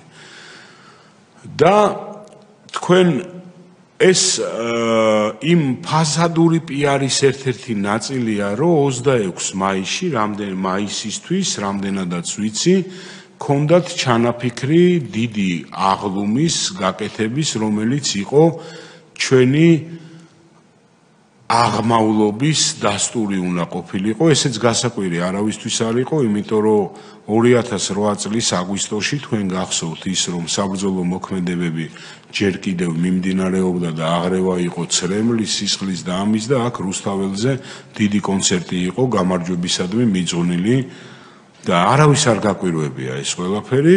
მუხროვანის ბაზაზე მოხდა ისეთი რამე, ოფიცერთა შემადგენლობა, ერთად ნაბრძოლის შემადგენლობა, მე რამდენადაც გავიგე და მე ვიგებ, იმიტომ რომ ამ ადამიანებთან ხო კომუნიკაცია მქონდა, იმიტომ რომ ვკითხე რა ხდება, ხა ჩემთან დამალვის არც საფუძველი ქონდა თამად და არც მიზეზი, იმიტომ რომ ერთ-ერთი მეც ვიყავი ამ ბრალდების მედროშე, ესე რომ ვთქვათ. ხდება ესეთი რამე, რომ ოფიცერთა შემადგენლობა, პირადი შემადგენლობა და ეს იკვეთება მე სასამართლო პროცესების მიმდინარეობისას დროსაც კი აბსოლუტურად არაფერი არ იყო არც დაუმორჩილებლობის ნიშნების მახასიათებელი და არც ამბოხის ნიშნების მახასიათებელი, უბრალოდ ოფიცრები საუბრობდნენ ერთად. სამხედრო ნაწილი არ არის იზოლირებული, არ არის გამაგრებული, თავისუფალი შესვლა, გამოსვლა KPP-ზე რა თქმა უნდა საშვების იმით და ამით ხორციელდება. საბრძოლო ტექნიკა სასამართლოში გაჟღერდა ის, რომ საბრძოლო ტექნიკა იყო მოყვანილი საბრძოლო მზადყოფნაში. სამხედრო ნაწილის პირდაპირი ფუნქცია, მისი პირადი შემადგენლობის სამხედროების საერთოდ არის ორი მდგომარეობა. ისინი ან ემზადებიან ომისთვის, ან ბრძოლობენ. სხვა პროცესი დარღვეული არ იყო. ყოველდღიური საჯარისო განწესიდან გათვლილი ფუნქცია მოვალეობების სამხედრო ნაწილში შენაერთში სრულდებოდა. არ იყო რაღაც განსაკუთრებული პირობების შემოღებული მართვის და როდესაც ერთ-ერთ მაღალჩინოსანს თავდაცვის სამინისტროს, რომელიც ბრალდების მხარის მოწმე იყო, ვკითხე, მაინტერესებდა, აზრი, მიზეზი, რის გამოც მან ჩათვალა ის, რომ სამხედრო ნაწილი დაუმორჩილებლობის რელსებზე იყო გადასული, მან თქვა, რომ ეს იყო მისი ვარაუდი. და ეს ვარაუდი რამ გამოიწვია? თუ ვარაუდი გამოიწვია ამან თქვენ მაშინ თქვენი ხელმძღვანელობა რატო არ ჩააყენეთ საქმის კურსში? იმიტომ რომ სასამართლო პროცესზე ირკვევა ის, რომ პარალელური უწყების შინაგან საქმეთა სამინისტროს ხელმძღვანელი ფაქტობრივად ემისრად ამუშავებს ერთ-ერთ სამხედრო თავდაცვის სამინისტროს მაღალ ჩინოსანს, თავისი დირექტივები მიაწოდოს სამხედრო ნაწილში, სამხედრო ნაწილიდან გამოიტანოს დირექტივები, დანარჩენი ვერტიკალი სამხედრო ხელმძღვანელობის გენერალური შტაბის უფროსთან სისტემატობით საქმის კურსში არ არის, რა ხდება და როგორ ხდება, ამათმა შეფუთეს ის, რომ რაღაცა წინააღმდეგობა არის. ეს როდესაც ესკალაცია უკვე მოხდა, ის პირადი შემადგენლობა, რომელიც ერთად საუბრობდნენ მეგობრებთან, დაუბრკოლებრივად გამოდიან სამხედრო ნაწილიდან და მიდიან. ხო, დაუბრკოლებრივად გამოვიდნენ და წავიდნენ. მერე ხდება ამ ფასადური პიარის დუღილის ტემპერატურამდე აწევა, იდენტიფიცირება ვიღაც პირების, რომ ესენი არიან მტრები, ესენი უნდა იყვნენ ან ლიკვიდირებულები და და სახელმწიფო მქუდი მოირგო იმის, რომ მუხროვანში იყო აჯანყების მცდელობა და მათ ეს მცდელობა ჩაახშეს, ისევე როგორც ჩაახშეს სამაჩაბლოში მაცხოვრებელი გმირი მოსახლეობის თავდაცვის უნარიანობის და წინააღმდეგობის გაწევის უნარი და ისევე როგორც კოდორის ხეობაში ჩაახშეს თავისუფლებისათვის ლტოლვა. ეს იყო რეალური სურათი, რაც იყო. ბატონო კობა, შესაბამისად, ჩვენ შეგვიძლია რომ ასე შევაჯამოთ ის, რაც თქვენ ბრძანეთ, რომ აქაც ისევე როგორც 2008 წლის აგვისტოს ომში რეალურად მართვის ბერკეტი ჰქონდა შინაგან საქმეთა მინისტრს ვანო მერაბიშვილს, რომელიც ჩვენ ვიდეოშიც ვნახეთ, რომ ითხოვს ორ გვამს. თქვენ ამბობთ, რომ მას ყავდა ემისარი, რომელიც მუხროვანიდან მას მიუტანდა ხოლმე ამბებს და შემდეგ ის ადგილზეც კი მივიდა. კი ბატონო. და რეალურად მან მართა პროცესები. ამ დროს სწორად გავიგე, ხო? კი ბატონო. ამ დროს სად არის თავდაცვის მინისტრი? ხომ არ გამოიკვეთა ეს პროცესი? როგორი რამეა, იცით, ეხლა მე თქვენ რასაც გესაუბრებით, ეს საკმაოდ ნათლად აჩანს სასამართლო მიმდინარეობის კრებსი. და იქ რა გამოიკვეთა? სად იყო ამ სასამართლოს მიმდინარეობის კრებსებიდან გამოიკვეთა ის, რომ თავდაცვის სამინისტროს მმართველობა გათიშული იყო ის ცენტრალური მმართველობა, ის პირადი შემადგენლობა, რომელიც უშუალოდ დაქვემდებარებაში იყო იმ მაღალ ჩინოსნის, ჩემ წინაშე წამოდგა ესეთი კითხვა და მე ეს კითხვა დაუსვი სასამართლო პროცესის დროს, მიმდინარეობის დროს, სადაც გამოიკვეთა ის, რომ შინაგან საქმეთა სამინისტროს ხელმძღვანელობა მართავდა აღნიშნულ პროცესებს, მე ვკითხე ის, რომ თქვენ როგორც ხელმძღვანელი პირი, რომელსაც უშუალოდ ოპერატიულ დაქვემდებარებაში, არა მარტო, არამედ პირდაპირ დაქვემდებარებაში ყავთ აღნიშნული შენაერთი, თქვენ შემოგბრძანდით შენაერთში, აღმოაჩინეთ ის, რომ თქვენი სიტყვით, რომ არასაწესდებო მმართველობა მიდიოდა ის და რაღაცა საკითხები არ ესადაგებოდა ყოველდღიურ წესდებით გაწერილ თემატიკას, თქვენ როგორც ხელმძღვანელმა, რატომ იქვე არ მიიღეთ გადაწყვეტილება აღნიშნული ნაწილის ხელმძღვანელობა რატო არ გადააყენეთ თანამდებობიდან, რომლის უფლებამოსილება და ვალდებულება მას ჰქონდა და ხელმძღვანელობა რატომ არ დაიქვემდებარეთ თქვენ თავთან. და ამის შესახებ და საინტერესო იყო ის კრებსით შეტყობინება თავდაცვის სამინისტროში იმაზე, რომ მუხროვანის ბაზაზე იყო არა საწესდებო ქმედებები არ გაჟღერებულა, ინფორმაცია არ წასულა. რატომ რა გიბა? აი ეგ მაგაზე იყო პასუხი ის, რომ არ იცოდა და მაგიტო ალბათ, არ ვიცი. ეს შინაგან საქმეთა სამინისტროს წარმომადგენელს კი? არა, ეს არის თავდაცვის სამინისტროს მაღალ ჩინოსანი, რომელსაც პირდაპირ ვალდებულება ჰქონდა. კითხეთ და არ ვიციო. როგორი რამეა, იცით, მმართველობის ვერტიკალი რო ავიღოთ კონკრეტულ შენაერთში, რომელიც დაქვემდებარებაშია და აგერ გენერალი ბრძანდება აქ და პირები ბრძანდებით სამხედრო თემასთან ახლო მყოფი და ადმინისტრაციულ მმართველობასთან შეტყობინება ქვევიდან მიდის ზევით მორიგესთან მორიგე ვალდებულია რომ მაკონტროლებელი ჩააყენოს ხელმძღვანელობა რაც არ მომხდარა აბსოლუტურად არ მომხდარა მაგრამ მოხდა სხვანაირი შეტყობინება შეტყობინებაც მოხდა ტელევიზორიდან მოსახლეობა იგებს რომ მუხროვანში ამბოხია მუხროვანის პირადი შემადგენლობაც კი არ არის ინფორმირებული იმაში რომ მათ ნაწილში ამბოხია მეც ეღანაც გითხარით ეროვნული გვარდიის შენაერთი იყო ნაწილში რომელმაც გაიგო ტელევიზორიდან რომ მათ ფანჯრის იქით თურმე ამბოხი ხდება მაგათთან ეს გაიგო ეს ყველაფერი სასამართლო პროცესზე ვლინდება ჩემთვის ეს იყო არა მარტო გაუგონარი არამედ წარმოუდგენელი ბატონო კობა 2009 წლის 26 მაისი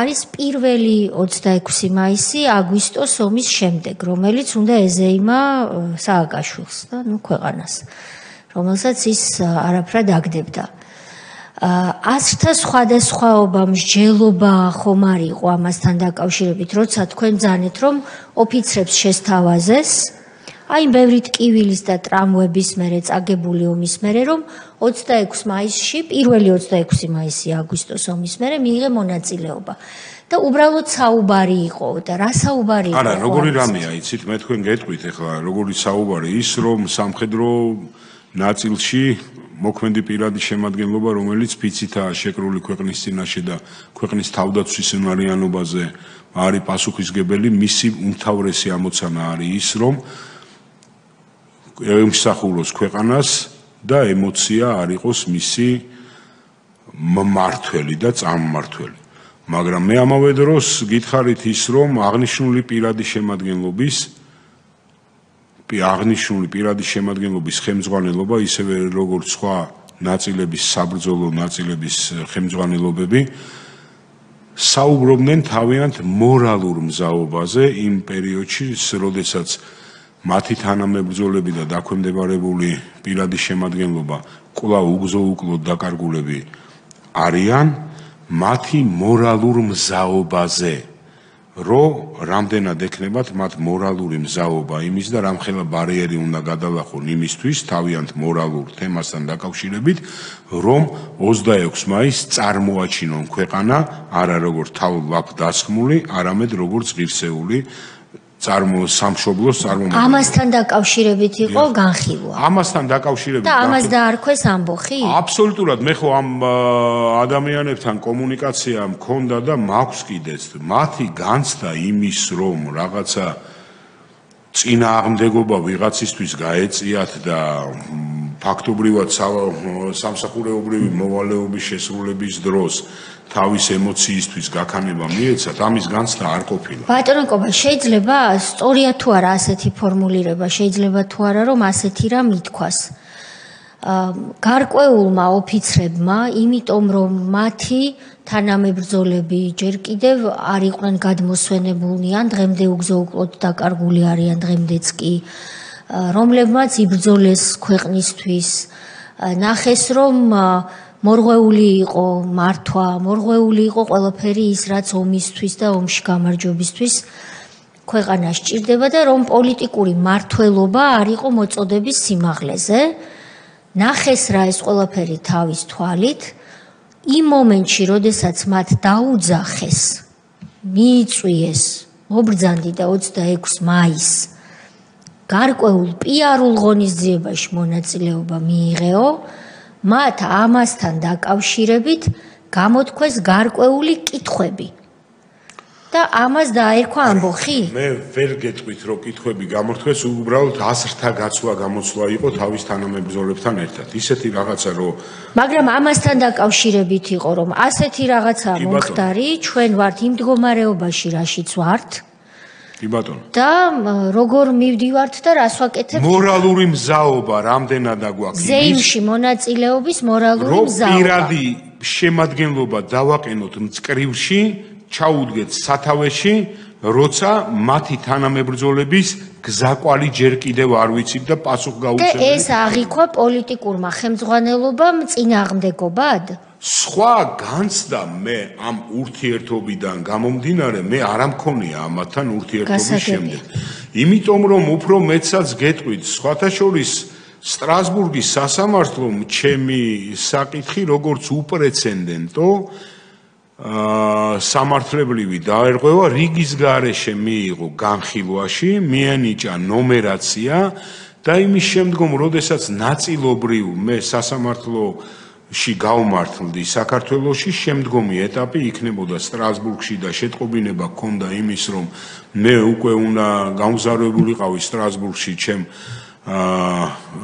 რწმუნებულთან ერთად, ადვოკატთან ერთად, აღმოჩნდა და არ მომეწონა, როდესაც ვკითხულობდი, რომ პირველი ფურცელი იყო ინტერპრეტირება ჩემი სარჩელის იყო ის, რომ გენერალი კობალაძე საქართველოს წინააღმდეგ. მე ეს არ მომეწონა და ჩემ ადვოკატს ვკითხე, რომ იქნებ შევცვალოთ მეთქი და არ შეიძლება ფორმა არის ესეთი სამართლებრივი, რომ სტრასბურგის სასამართლო განიხილავს სახელმწიფოს წინააღმდეგ მოქალაქეს საკითხს, რომელმაც სამართალი ვერ იპოვა თავის ქვეყანაში.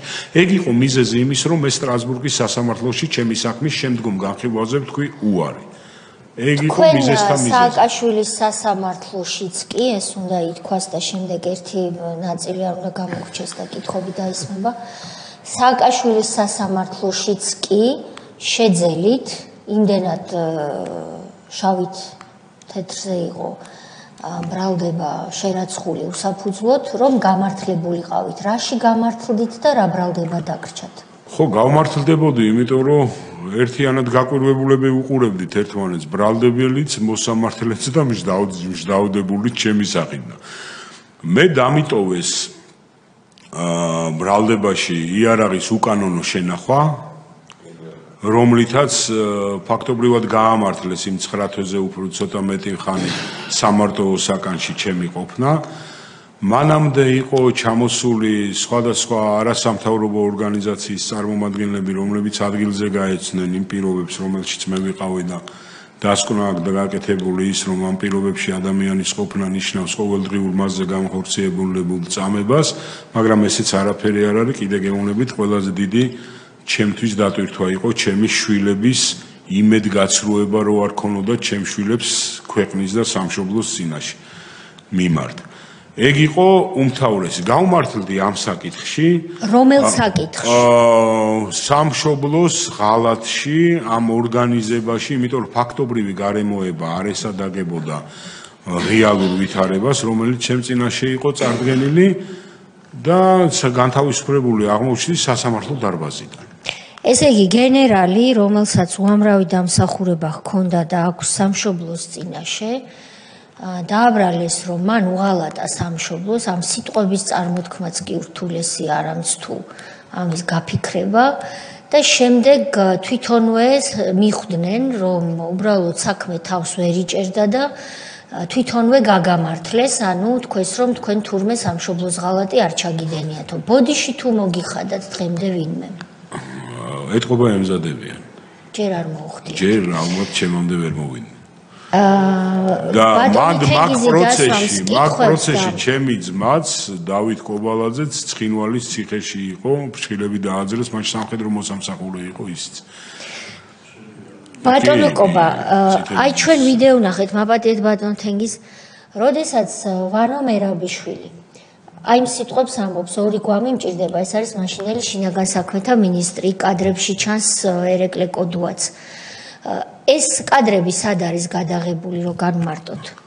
მე არ ვიცი, რამდენადაც ინფორმირებული ვარ, ეს კადრები არის მუხროვანის ბაზაზე გადაღებული. ასე არის, დიახ, და ის მე ვერ შევაფასებ, მაგრამ მე არა ვარ ნამყოფი იმ ბაზაზე, უბრალოდ ვინც იმ ბაზაზე ის მივიდა ბაზაზე, იქ არ ჩანს არც თავდაცვის მინისტრი, არც რომელიმე ის ვერტიკალი სამხედრო, რომელიც თქვენ აღწერეთ, იქ არის შინაგან საქმეთა მინისტრი.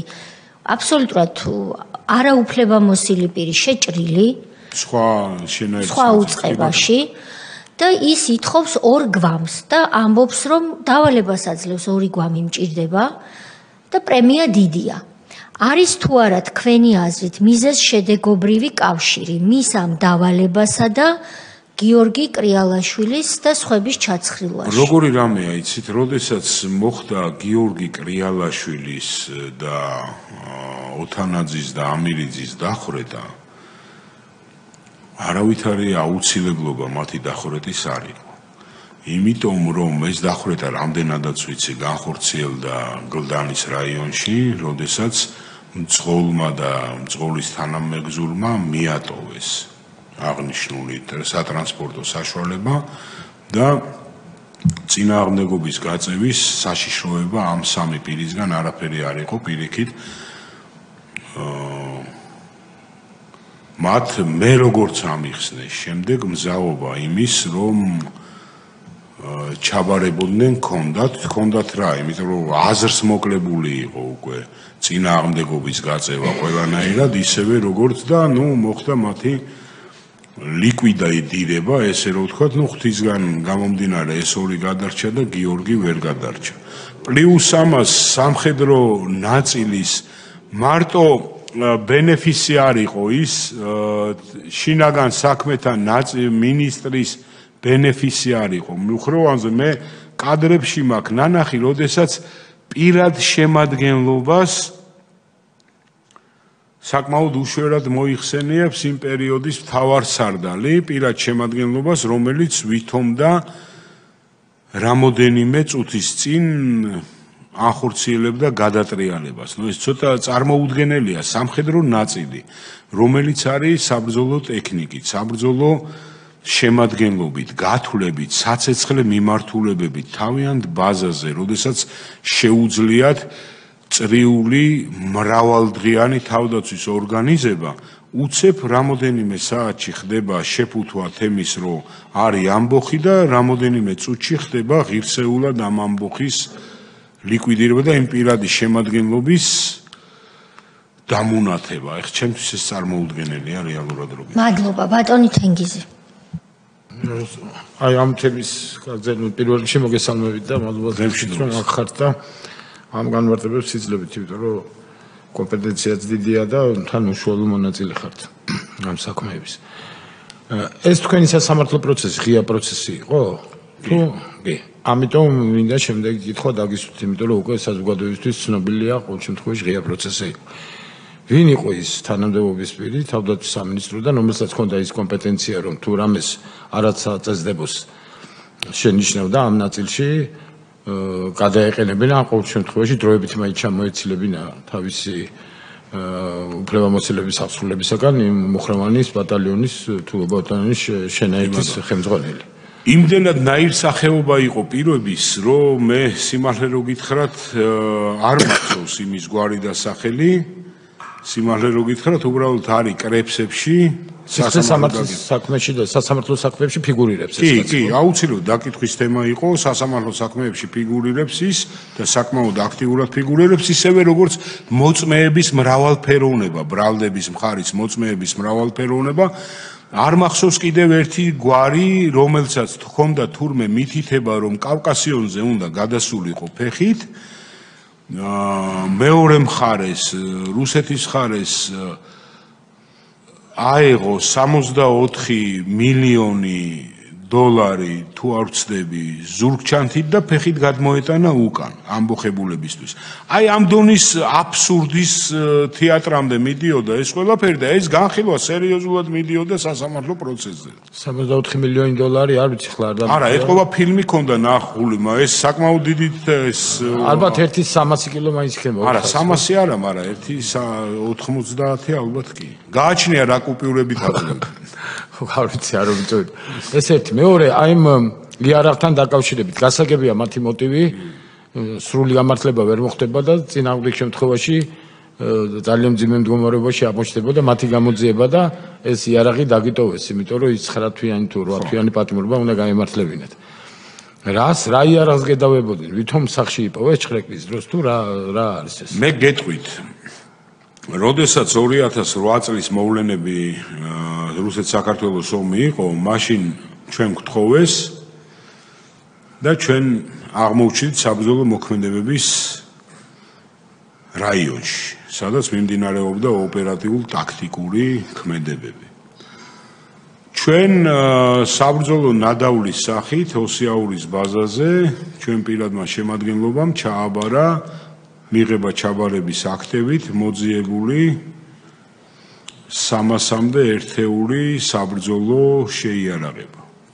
იქიდან ჩვენ რამოდენიმე ათეული ერთეული ისევ მიღებ ჩაბარების აქტებით მივიღეთ და იმის შემდგომ, როდესაც კაპიტულაცია გამოაცხადა და გაურკვეველი, თავდაცვის სამინისტროს შეიარაღებას დაუბრუნეთ ეს ყველაფერი. ავტომატური ცეცხლსასროლი იარაღი უბრალოდ ჩემთან სახლში სეიფში დარჩენილი მქონდა ზურგჩანთა საბრძოლო მასალებით, ტყვია წამლით აღჭურვილი, რომელიც ავტომატით ჩაბარებული მქონდა ეს ზურგჩანთა იყო და ამას კიდე დაამატეს კიდე რაღაც მე მგონი ბარაბნიანი იყო, რომელიც არც ისროდა, მაგრამ იყო. იყო ძილითადად ის. ხო და ამაზე ცნობა წარედგინა თავდაცვის სამინისტროდან სასამართლო პროცესს, რომ ეს შეიარაღება კომპლექტით ავტომატის გარდა, იმიტომ რომ უკვე ჩაბარებული იყო და სხვა ცეცხლსასროლი იარაღი იქ არ იყო, ოფიციალურად მქონდა მიღებული თავდაცვის სამინისტროს შეიარაღებიდან ოსიაურის ბაზაზე. ასაგები მთელი ამ ხნის განმავლობაში ესეც საინტერესოა ამ 9 თვის განმავლობაში ვიდრე თქვენ აღკვეთილი ქონდათ იქ თავისუფლება და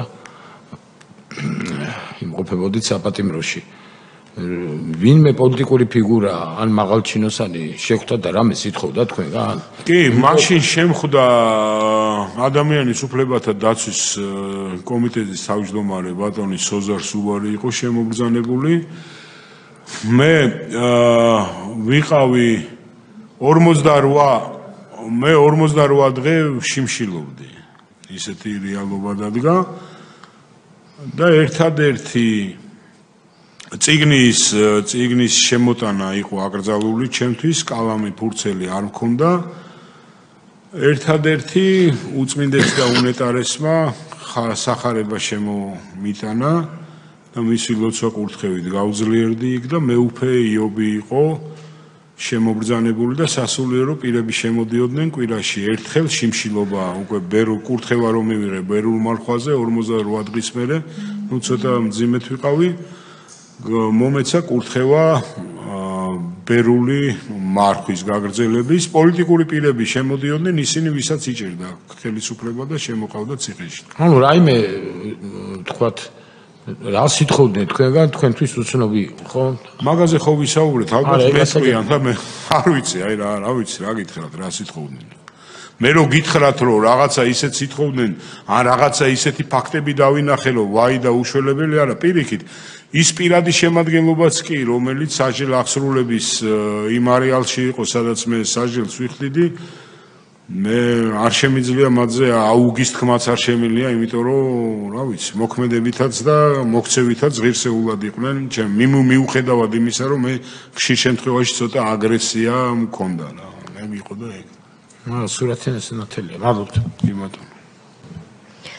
ბატონი ილია, ბატონი სოზარი, ბატონი ალეკო, ხომ სწორად გავიგე? არა, ბატონი ილია, ბატონი სოზარი.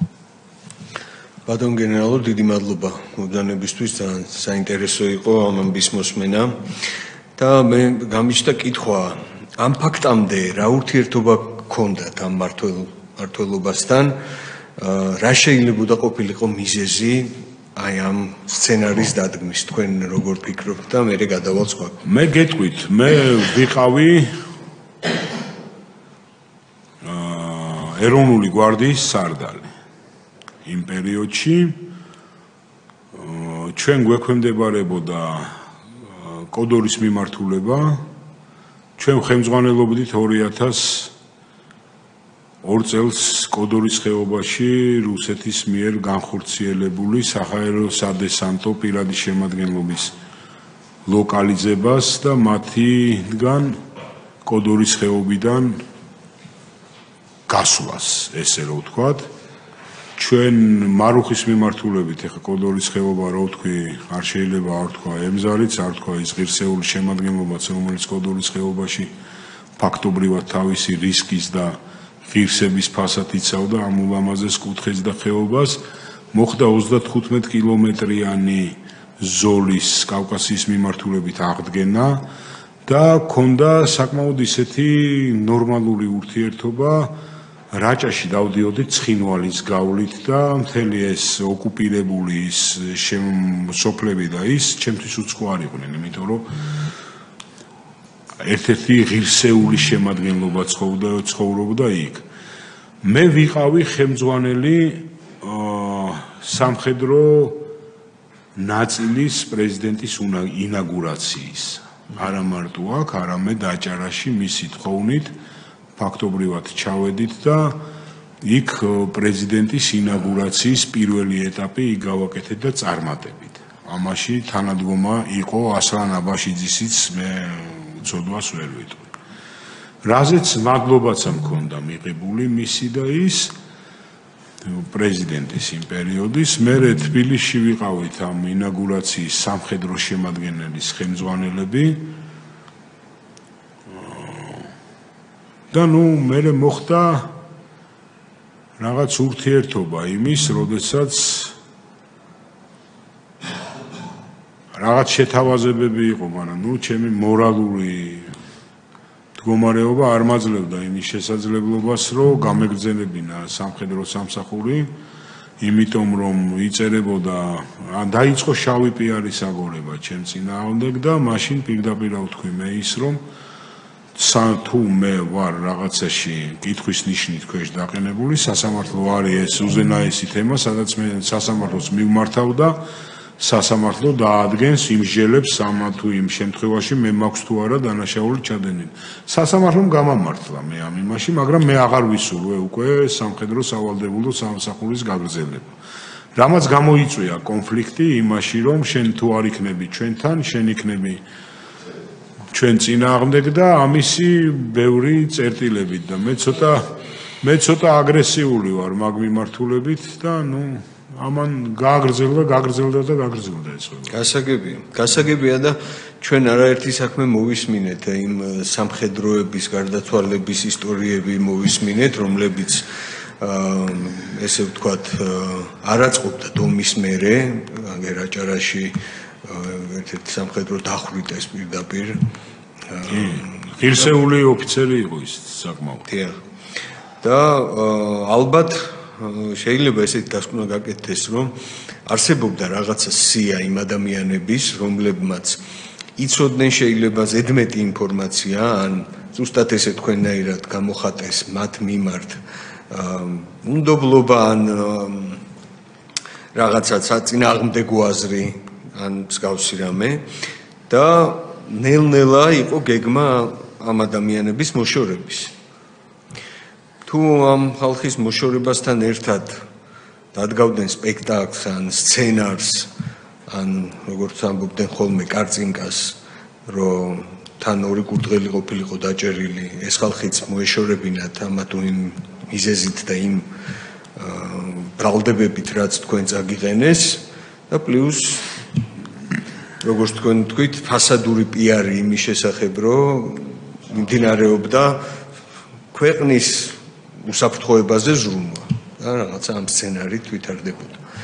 ვფიქრობ ალბათ ესე ქონდათ. ხო, მე სიაზე ვერაფერს ვერ გეტყვით, მაგრამ ჩემი ბედის ამბავი რო ვიცი, ერთ-ერთი პირველი ვეწერებოდი ალბათ შეგინით.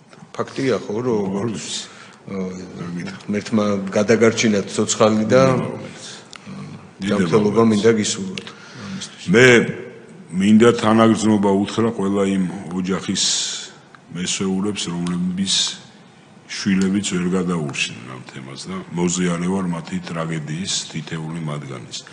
იმიტომ რომ ძალიან მარტივია მსჯელობა რაღაცაზე, მაგრამ განცდა თვითონ იმ ყველაფრის რაც გადავიდა, ეს არ არის მარტივი, მით უმეტეს მე ნებსი თუ უნებლიე დაუბრუნდი ჩემ ოჯახს, მაგრამ არიან ადამიანები, ვინც ვერ დაუბრუნდა თავის ოჯახებს, არა მარტო ამ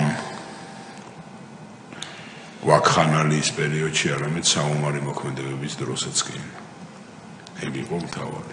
და დღეს განსაკუთრებით ამ სხდომის კონტექსტში, იმიტომ რომ ეს სხდომა სწორედ იმ ეგრეთ წოდებული ამბოხის თემას ეძღვნება, პირველ რიგში სწორედ გიორგი კრიალაშვილი უნდა აღინიშნოს, გიორგი იყო ერთ-ერთი ღირსეული ოფიცერი. ეს ღირსეული ოფიცერი, რომელიც ვანო მერაბიშვილის დავალებას ორი გვამი მომიტანეთ, აი ამას შეეწირა. ასე ექცეოდნენ მაშინ სამხედროებს და დღეს აქვთ კიდევ მორალური უფლება ასე ჰქონიათ ისაუბრონ ჯარზე, ჯარისკაცზე და გმირებზე. ბატონმა ილიამ თუ ამოწურა კითხვები? დიახ, თქვენ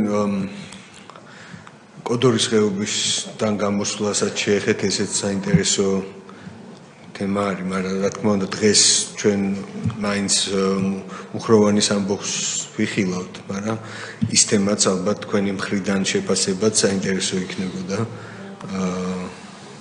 რა პროცესების გავლა მოგიწიათ, როგორ იყო ეს დატოვება იქაურობის?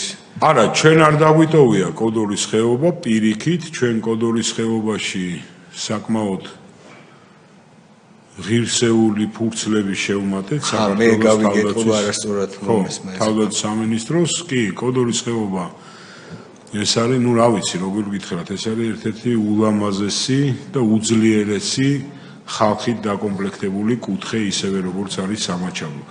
ესეთი ადამიანები ქმნიან ჩვენი ქვეყნის ისტორიას და ეს არის ერთ-ერთი მძიმე ფურცელი ის რომ მე არ ვიცი აი როგორ გითხრათ, მაგრამ დღემდე მე ვერ მეწინააღმდეგება ვერავინ იმ აზრში რომ ეს იყო კარგად შეფუთული ჩვენი ტერიტორიების გადაბარების ოპერაცია. სამწუხაროდ ეგრეა. სამწუხაროდ მე ეგრე ვთვლი. ეგ არის ჩემი აზრი. მადლობა ბატონო. და ღირსება შეგვინარჩუნა ზუსტად იმ გულანთებულმა მებრძოლმა შემადგენლობამ, რომელშიც იყო ყივილი ჩვენი გენეტიკის. და ღმერთმა სასუქებელი დაუგვიდროს დიდებულ მადლობას. ამინ. მადლობა. გაიხარ. ბატონი სოზარი და ცოტა უნდა ვიჩქაროთ კოლეგებო, შემდეგ ბატონი ალუდა. კი ბატონო. დიდი მადლობა ბატონო გოგბა, მისთვის რომ ჩვენთან ხართ და იმისთვის რაც გიკეთებიათ მთელი თქვენი ცხოვრება მართლა საქართველოსთვის და პირადად ვარ მომსრგნებავთ კოდორის ხეობაში, გნებავთ სოხუმში თქვენი თავდადების და ლეგენდები დღემდე სოცხალია და რაც გიკეთებიათ თუნდაც 2012 წელს რიდან მოყოლებული პოლიტიკაში და რასაც დღეს აკეთებთ ვეტერანებისთვის. ეხლა გადავალ საქმეზე. ესე იგი მართლა ყველა საფუძველი გვაქვს ვივარაუდოთ, რომ მიზეზ შედეგობრივი კავშირი 2008 წლის ომში დამარცხებიდან გამომდინარე ხელისუფლების მაშინდელი უთავბოლო ქცევის, სამარცხვინო გაქცევის თავარ სარდლის და ასე შემდეგ და შემდეგ ამ მოგონილი ამბოხ შორის ვხედავ მე პირადად, იმიტომ რომ რაღაცეთ გადაფარვა უნდათ. მაინც რომ დავაზუსტოთ აი ამბოხთან დაკავშირებით, ხო ამბოხებას აქვს თავისი რაღაცა ფორმები. ერთი თქვია გავარდა? ზუსტად მაგაზეა სოზარ ბატონო საუბარი, რომ მე ასე თუ ისე რაღაცა მცირედი განათლება მაქვს ამ კუთხით მიღებული, ამბოხის კუთხით არა. მოქმედების სპეციფიკიდან გამომდინარე, შენაერთი ამა თუ იმ მდგომარეობაში რას აკეთებს. ასევე ვართ ისტორიით გაცნობილი დაუმორჩილებლობის ფაქტებს და იმას და ამას. შედეგობრივი კავშირი აბსოლუტურად აცილებული იყო იმ სურვილთან და იმ სცენართან, რომელიც იყო მონახაზში და ამიტომ რა ვიცი, არა, არც ტყვია გავარდა, როდესაც ეს უდანაშაულო კაცები დახვრიტეს.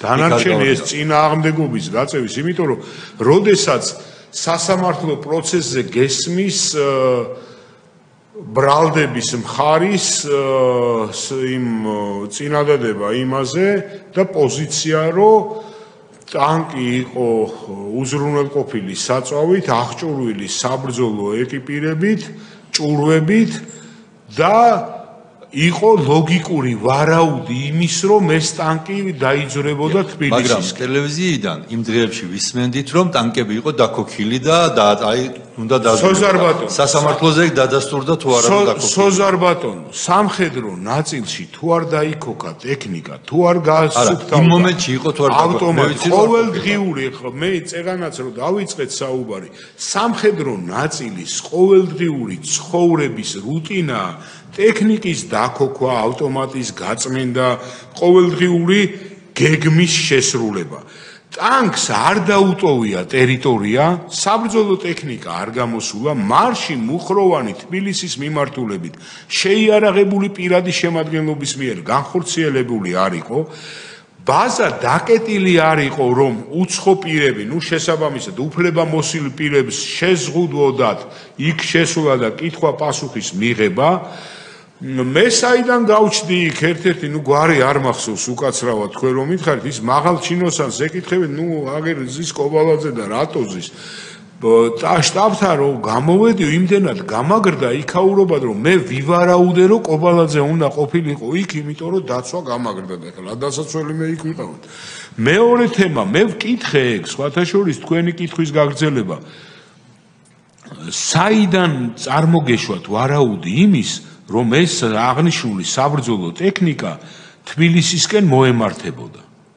აი ვივარაუდეთ, მე ვთხარი ვარაუდის საფუძველი რა არის? სუმცირე ხო უნდა ქონოდა რაღაც ტრაფარეტი მაინც ტანკს რომ მუხროვანი თბილისი. არ ქონდა არც ეგეთ. აი როგორ აღაქვთ ეს ვარაუდი, ვერ გავიგე.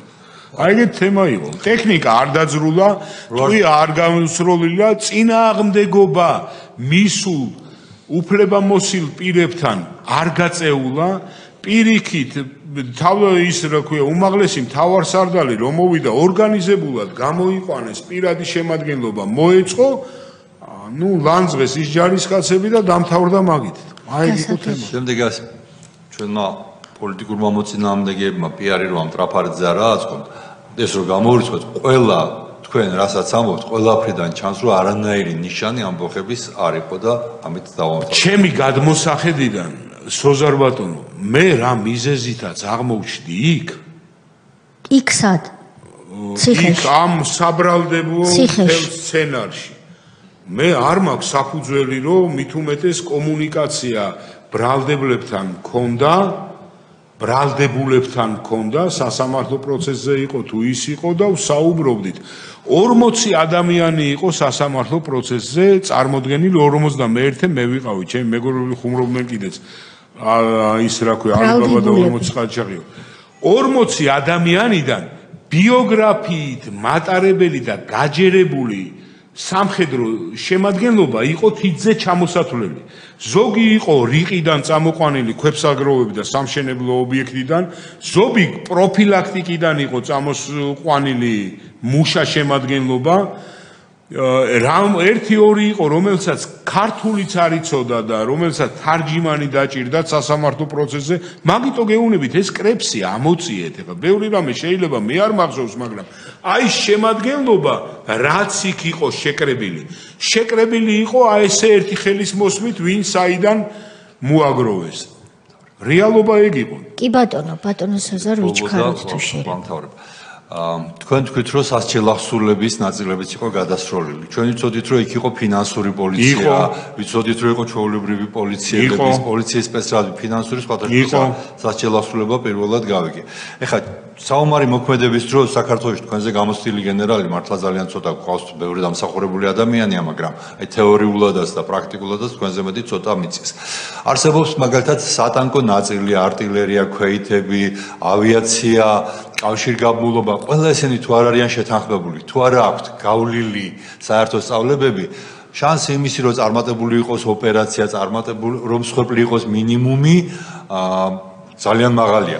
მით უმეტეს, როდესაც აქ მოდის სასჯელახსურლების სპეცრაზმი თუ ბადრაგი, რომლის მოვალეობა ერთის ციხეში წესრიგის დამყარება, მეორის ბადრაგირება ვთქვათ პატიმრის, ფინანსური პოლიცია, რომელიც კონტრაბანდას შეიძლება ებრძოდეს ან რა ვიცი უკანონო შემოსვლას ქვეყანაში რაღაც ტვირთის, აი აბსოლუტურად ერთმანეთთან შეუკავშირებელი, ამოცანაც რო არ გაუვლია, მზადება არ გაუვლია და არასდროს ერთად არ უმუშავიათ. აი რამდენად შეიძლება და ყოფილიყო ასეთი საომარი მოქმედებები წარმატების მომტანი და იყო თუ არა მართლა დიდი მოლოდინი, რომ არ მინდა შეგნებული სიტყვა ვიხმარო, დიდი მოლოდინი, რომ ამ შემთხვევაში ყოფილიყო გაცილებით მეტი მსხვერპლი, ვიდრე ვთქვათ ნორმალური დაგეგმვის პირობებში. როგორი რამეა იცით, საბრძოლო მოქმედებების, სამხედრო მოქმედებების დროს არ ითვლება მარტო შეტევაზე წასვლის სცენარი. აქ არის კონტრდაწმის შესაბამისად უკან დახევის მეორე ეშელონზე, მესამე ეშელონზე გამაგრების. ეს არის ერთობლიობა საბრძოლო ნაირსახეობებში. მაშინ იქ იყავით სხვათა შორის თქვენი ნებით წასული და თუ ნახეთ საბრძოლო ნაირსახეობების თემა არის აქ ურთიერთქმედება მათ შორის. მე მქონდა ეგ წინადადება სხვათა შორის და ეს წინადადება ვთქვი კიდეც ჯარის ისევე როგორც სამხედროები არ გამოდგებიან ოპერატიულ სამძებრო ღონისძიებებში დასახლებულ პუნქტებში და ისევე არ გამოდგებიან ის რა ქვია პოლიციელები ეშელონირებულ თავდაცვაში ან საერთო საჯარისო ამოცანების შესრულებაში. მაგიტო უთხარით ჩვენ მაშინ რომ წინ წავიდა თუ არა სამხედრო შემადგენელი მოხდეს აღნიშნული სეგმენტის გაძლიერება შინაგან საქმეთა სამინისტროს, სამძებროს, სპეცდანიშნულების ქვეგანაყოფების პირადი შემადგენლობით, რომელიც დაიწყება და ეტაპობრივ წმენდას უკვე გავლილი არეალის. იმიტომ რომ გამარჯვების ეიფორია, წინსვლის ეიფორია არის საკმაოდ საინტერესო ეიფორია და მოწინააღმდეგემ ინიციატივა თავის ხელში რო აიღოს, ამისთვის უნდა გაანახორციელოს სერიოზული საცეცხლე ზემოქმედება, რაც შემდგომში მოწინააღმდეგემ განახორციელა. მართვის უქონლობამ გამოიწვია ქაოტური არეულობა და არაორგანიზებული უკან დახევა. ჩვენ ხომ ყველამ ეს ვიცით, ამას ხო არ დაუმალავთ ერთმანეთს. არა მარტო შემჩერებელი არ იყო ამ პროცესის, მართველი არ იყო ამ ყველაფრის და თუ რეალურად დავიწყებთ ტერიტორიული თავდაცვის მიმართულებით, ჩვენ დავინახავთ, რომ ქვეყნის მმართველობა სრულიად მორღვეული იყო, არა მარტო სამაჩაბლოს მიმართულებით, არამედ დასავლეთის მიმართულებით, სტრატეგიული მიმართულებები და ქალაქები ფაქტობრივად დარჩენილი იყო ღია. თქვენ ბრძანეთ სასჯელ აღსრულება და ის ზუსტად ამ არა სათანადო მოპყრობის ამ ღირსეულ ადამიანებთან გამოსწორება გვიწევს ჩვენ ვეტერანთა საქმეთა სახელმწიფო სამსახურს, როდესაც ადამიანები, რომლებიც მათი რაბრალი იყო, მათ ისინი განკარგულება სიტყვიერი მიიღეს, რომელიც არაფრით არ იყო გაჯერებული წერილობითი განკარგულებით და საბრძოლო მოქმედებების ტერიტორიაზე შეიყვანეს. დღეს ისინი დადიან და ელიან იმას, რომ ღირსეული სტატუსი მიიღონ. ხო ესეა? ჩვენ ხო უნდა გამოვასწოროთ ეს. ზუსტად ეს არის ჩვენი პრიორიტეტი დღეს. მადლობა. ბატონო ალუდა ვიჩქაროთ თუ შეიძლება. დიდი მადლობა, მოგესალმებით. გემშვიდობით. დანაკობა ჩვენი კომისია მათ შორის ჩვენი კომისიის მიზანი სწორედ ერთ-ერთი მათ შორის არის ის, რომ ყველაფერს დაერქვას და დავარქვათ თავისი სახელი. ამიტომ აი ამ ფორმატში მე მინდა თქვენ გითხრათ ძალიან დიდი მადლობა. ჩვენ გვიყურებს მომავალი თაობა, თქვენ როგორც აქ საზოგადოების წინაშე მე ვიტყოდი და არა მარტო არა კომისიის წინაშე, არამედ ქართველი ხალხის წინაშე ხართ წარმოდგენილი გენერალი, რომელმაც თავისი ცხოვრებით დაადასტურა თავისი ერთგულება, თავის სამშობლოს მიმართ. თქვენ ზდით შვილებს სწორედაც აი ამ სულისკვეთებით. თქვენ არაერთხელ ყოფილხართ მათ შორის დაჭრილი მაგალითად აფხაზეთის ომში და ასე შემდეგ. ეს იმათ გასაგონად მინდა ვთქვა, იმიტომ რომ ჩვენ რაღაც იმიტირებულ რეალობაში ვერ ვიქცხოვრებთ. ჩვენ თუ ყველაფერს თავის სახელი არ დავარქვით, ეს არის გამორიცხული. აბსოლუტურად. სხვა დანარჩენი არის მეათე ხარისხოვანი იქ ფინანსური პოლიციის დანაყოფები თუ სპეცდანიშნულების რაზმი მიიყვანეს თუ მაგალითად არ ვიცი სხვა ბოდიშვიხტი მეაგენეკოლოგების რაზმი არც ეს არ იქნებოდა რაიმე განსაკუთრებული იმადგან. ამიტომ არის მნიშვნელოვანი ყველაფერს თავის სახელი დაერქვას.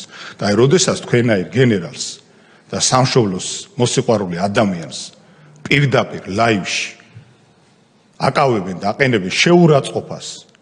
ეს არის პროპაგანდის ნაწილი და ეს აუცილებლად უნდა მოხდეს დასკვნაში, რომ ბრჭყალებში აშავებენ იმისთვის, რომ რისთვისაც ადამიანი სიცოცხლეს წირავს, აი იმას, როდესაც აბრალებენ და რაც თქვენთან მაგალითი იყო ეს არის წარმოუდგენელი. ამიტომ არის სწორედაც. მე მინდა თქვენ გითხრათ ძალიან დიდი მადლობა, რაც გიკეთებიათ, რასაც აკეთებთ, იმიტომ რომ თქვენაირი კაცობის და აი ამ შემართების მაგალითებზე უნდა გაიზარდოს ჩვენი მომავალი თაობა და ის ხალხი თქვენ გისმენთ ვინც აი ამ შემართებით იყო იქ პირადი შემადგენლობა ყველა იმ ადამიანს მინდა ჩემი ღრმა პატივისცემა დაუდასტურო და უთხრა მადლობა ვინც სიცოცხლე გასწირა და მათ ხსოვნას მივაგო პატივი და ჩვენ შევუერთდებით ყველანი ამას და ასევე მადლობა იმას ვინც ამ ენთუზიაზმით არის დღესაც რომ სამშობლოს რო დაჭირდეს გაიღებს სიცოცხლეს ყველა აი ამ ბიჭებს მინდა უთხრა მადლობა იმ თავდადებისთვის ძალიან დიდი მადლობა მადლობ თქვენ დიდი მადლობა ბატონო გენერალი კობალაძე იყო დღეს ჩვენთან გამოკითხვაზე ჩვენ ვისაუბრეთ აგვისტოს ომის კონტექსტში მუხროვანის ეგრეთ წოდებული ამბოხის საქმეზე მის ცრუ ბრალდებებზე ღირსეული ოფიცრის დამსახურებული პატრიოტის გიორგი კრიალაშვილის ჩაცხრილვაზე ვანო მერაბიშვილის დავალების შედეგად რომ ორი გვამი იყო საჭირო ასევე ბატონების ამირიძის და ოთანაძის დახვრეტაზე და ისინი ღვთისმადლით გადარჩნენ ჩვენ იმედს ვიტოვებთ რომ შევძლებთ თქვენთან მუშაობის გაგრძელებას იმისთვის რომ კიდევ უკეთ წარმოვაჩინოთ და რაც თავარია უფრო ობიექტურად ვიდრე შეიძლება ეს ერთი მოსმენის შედეგად ადამიანმა შეიქმნა შთაბეჭდილება ანუ ფაქტებზე დაფუძნებულად დასკვნაში აისახოს ის რა დასკვნაც მე დღეს გამოვიტანეთ თქვენი მოსმენის შედეგად რომ მუხროვანის ეგრეთ წოდებული ამბოხი სააკაშვილს და ივანო მერაბიშვილს დაჭირდათ 2008 წლის აგვისტოს ომის შედეგების სავალალო შედეგების გადასაფარად და დასაჯეს ოფიცრები იმისთვის რომ მათ კითხვა დასვეს რომ რამდენად გვაქვს მორალური ძალა იმისთვის რომ 26 მაისი ვიზეიმოთ მაშინ როდესაც ჩვენი თანამებრძოლები ჯერ კიდევ ბრძოლის ველიდან გამოსვენებულები არ არიანო დიდი მადლობა ჩვენ ვაგრძელებთ გამოკითხვას და სამდივნოს ვთხოვ უნდა გვაპატიოთ ბატონო კობა რომ ვერ გაცილებთ პირადად ეს შენობა თქვენთვის უცხო არ არის თქვენ თავად დეპუტატი ბრძანდებოდით წინა ერთ-ერთი მოწვევის დროს და უნდა მოусმინოთ ჩვენ შემდეგ პირს რომელიც არის ბატონი ელგუჯა ხარაზიშვილი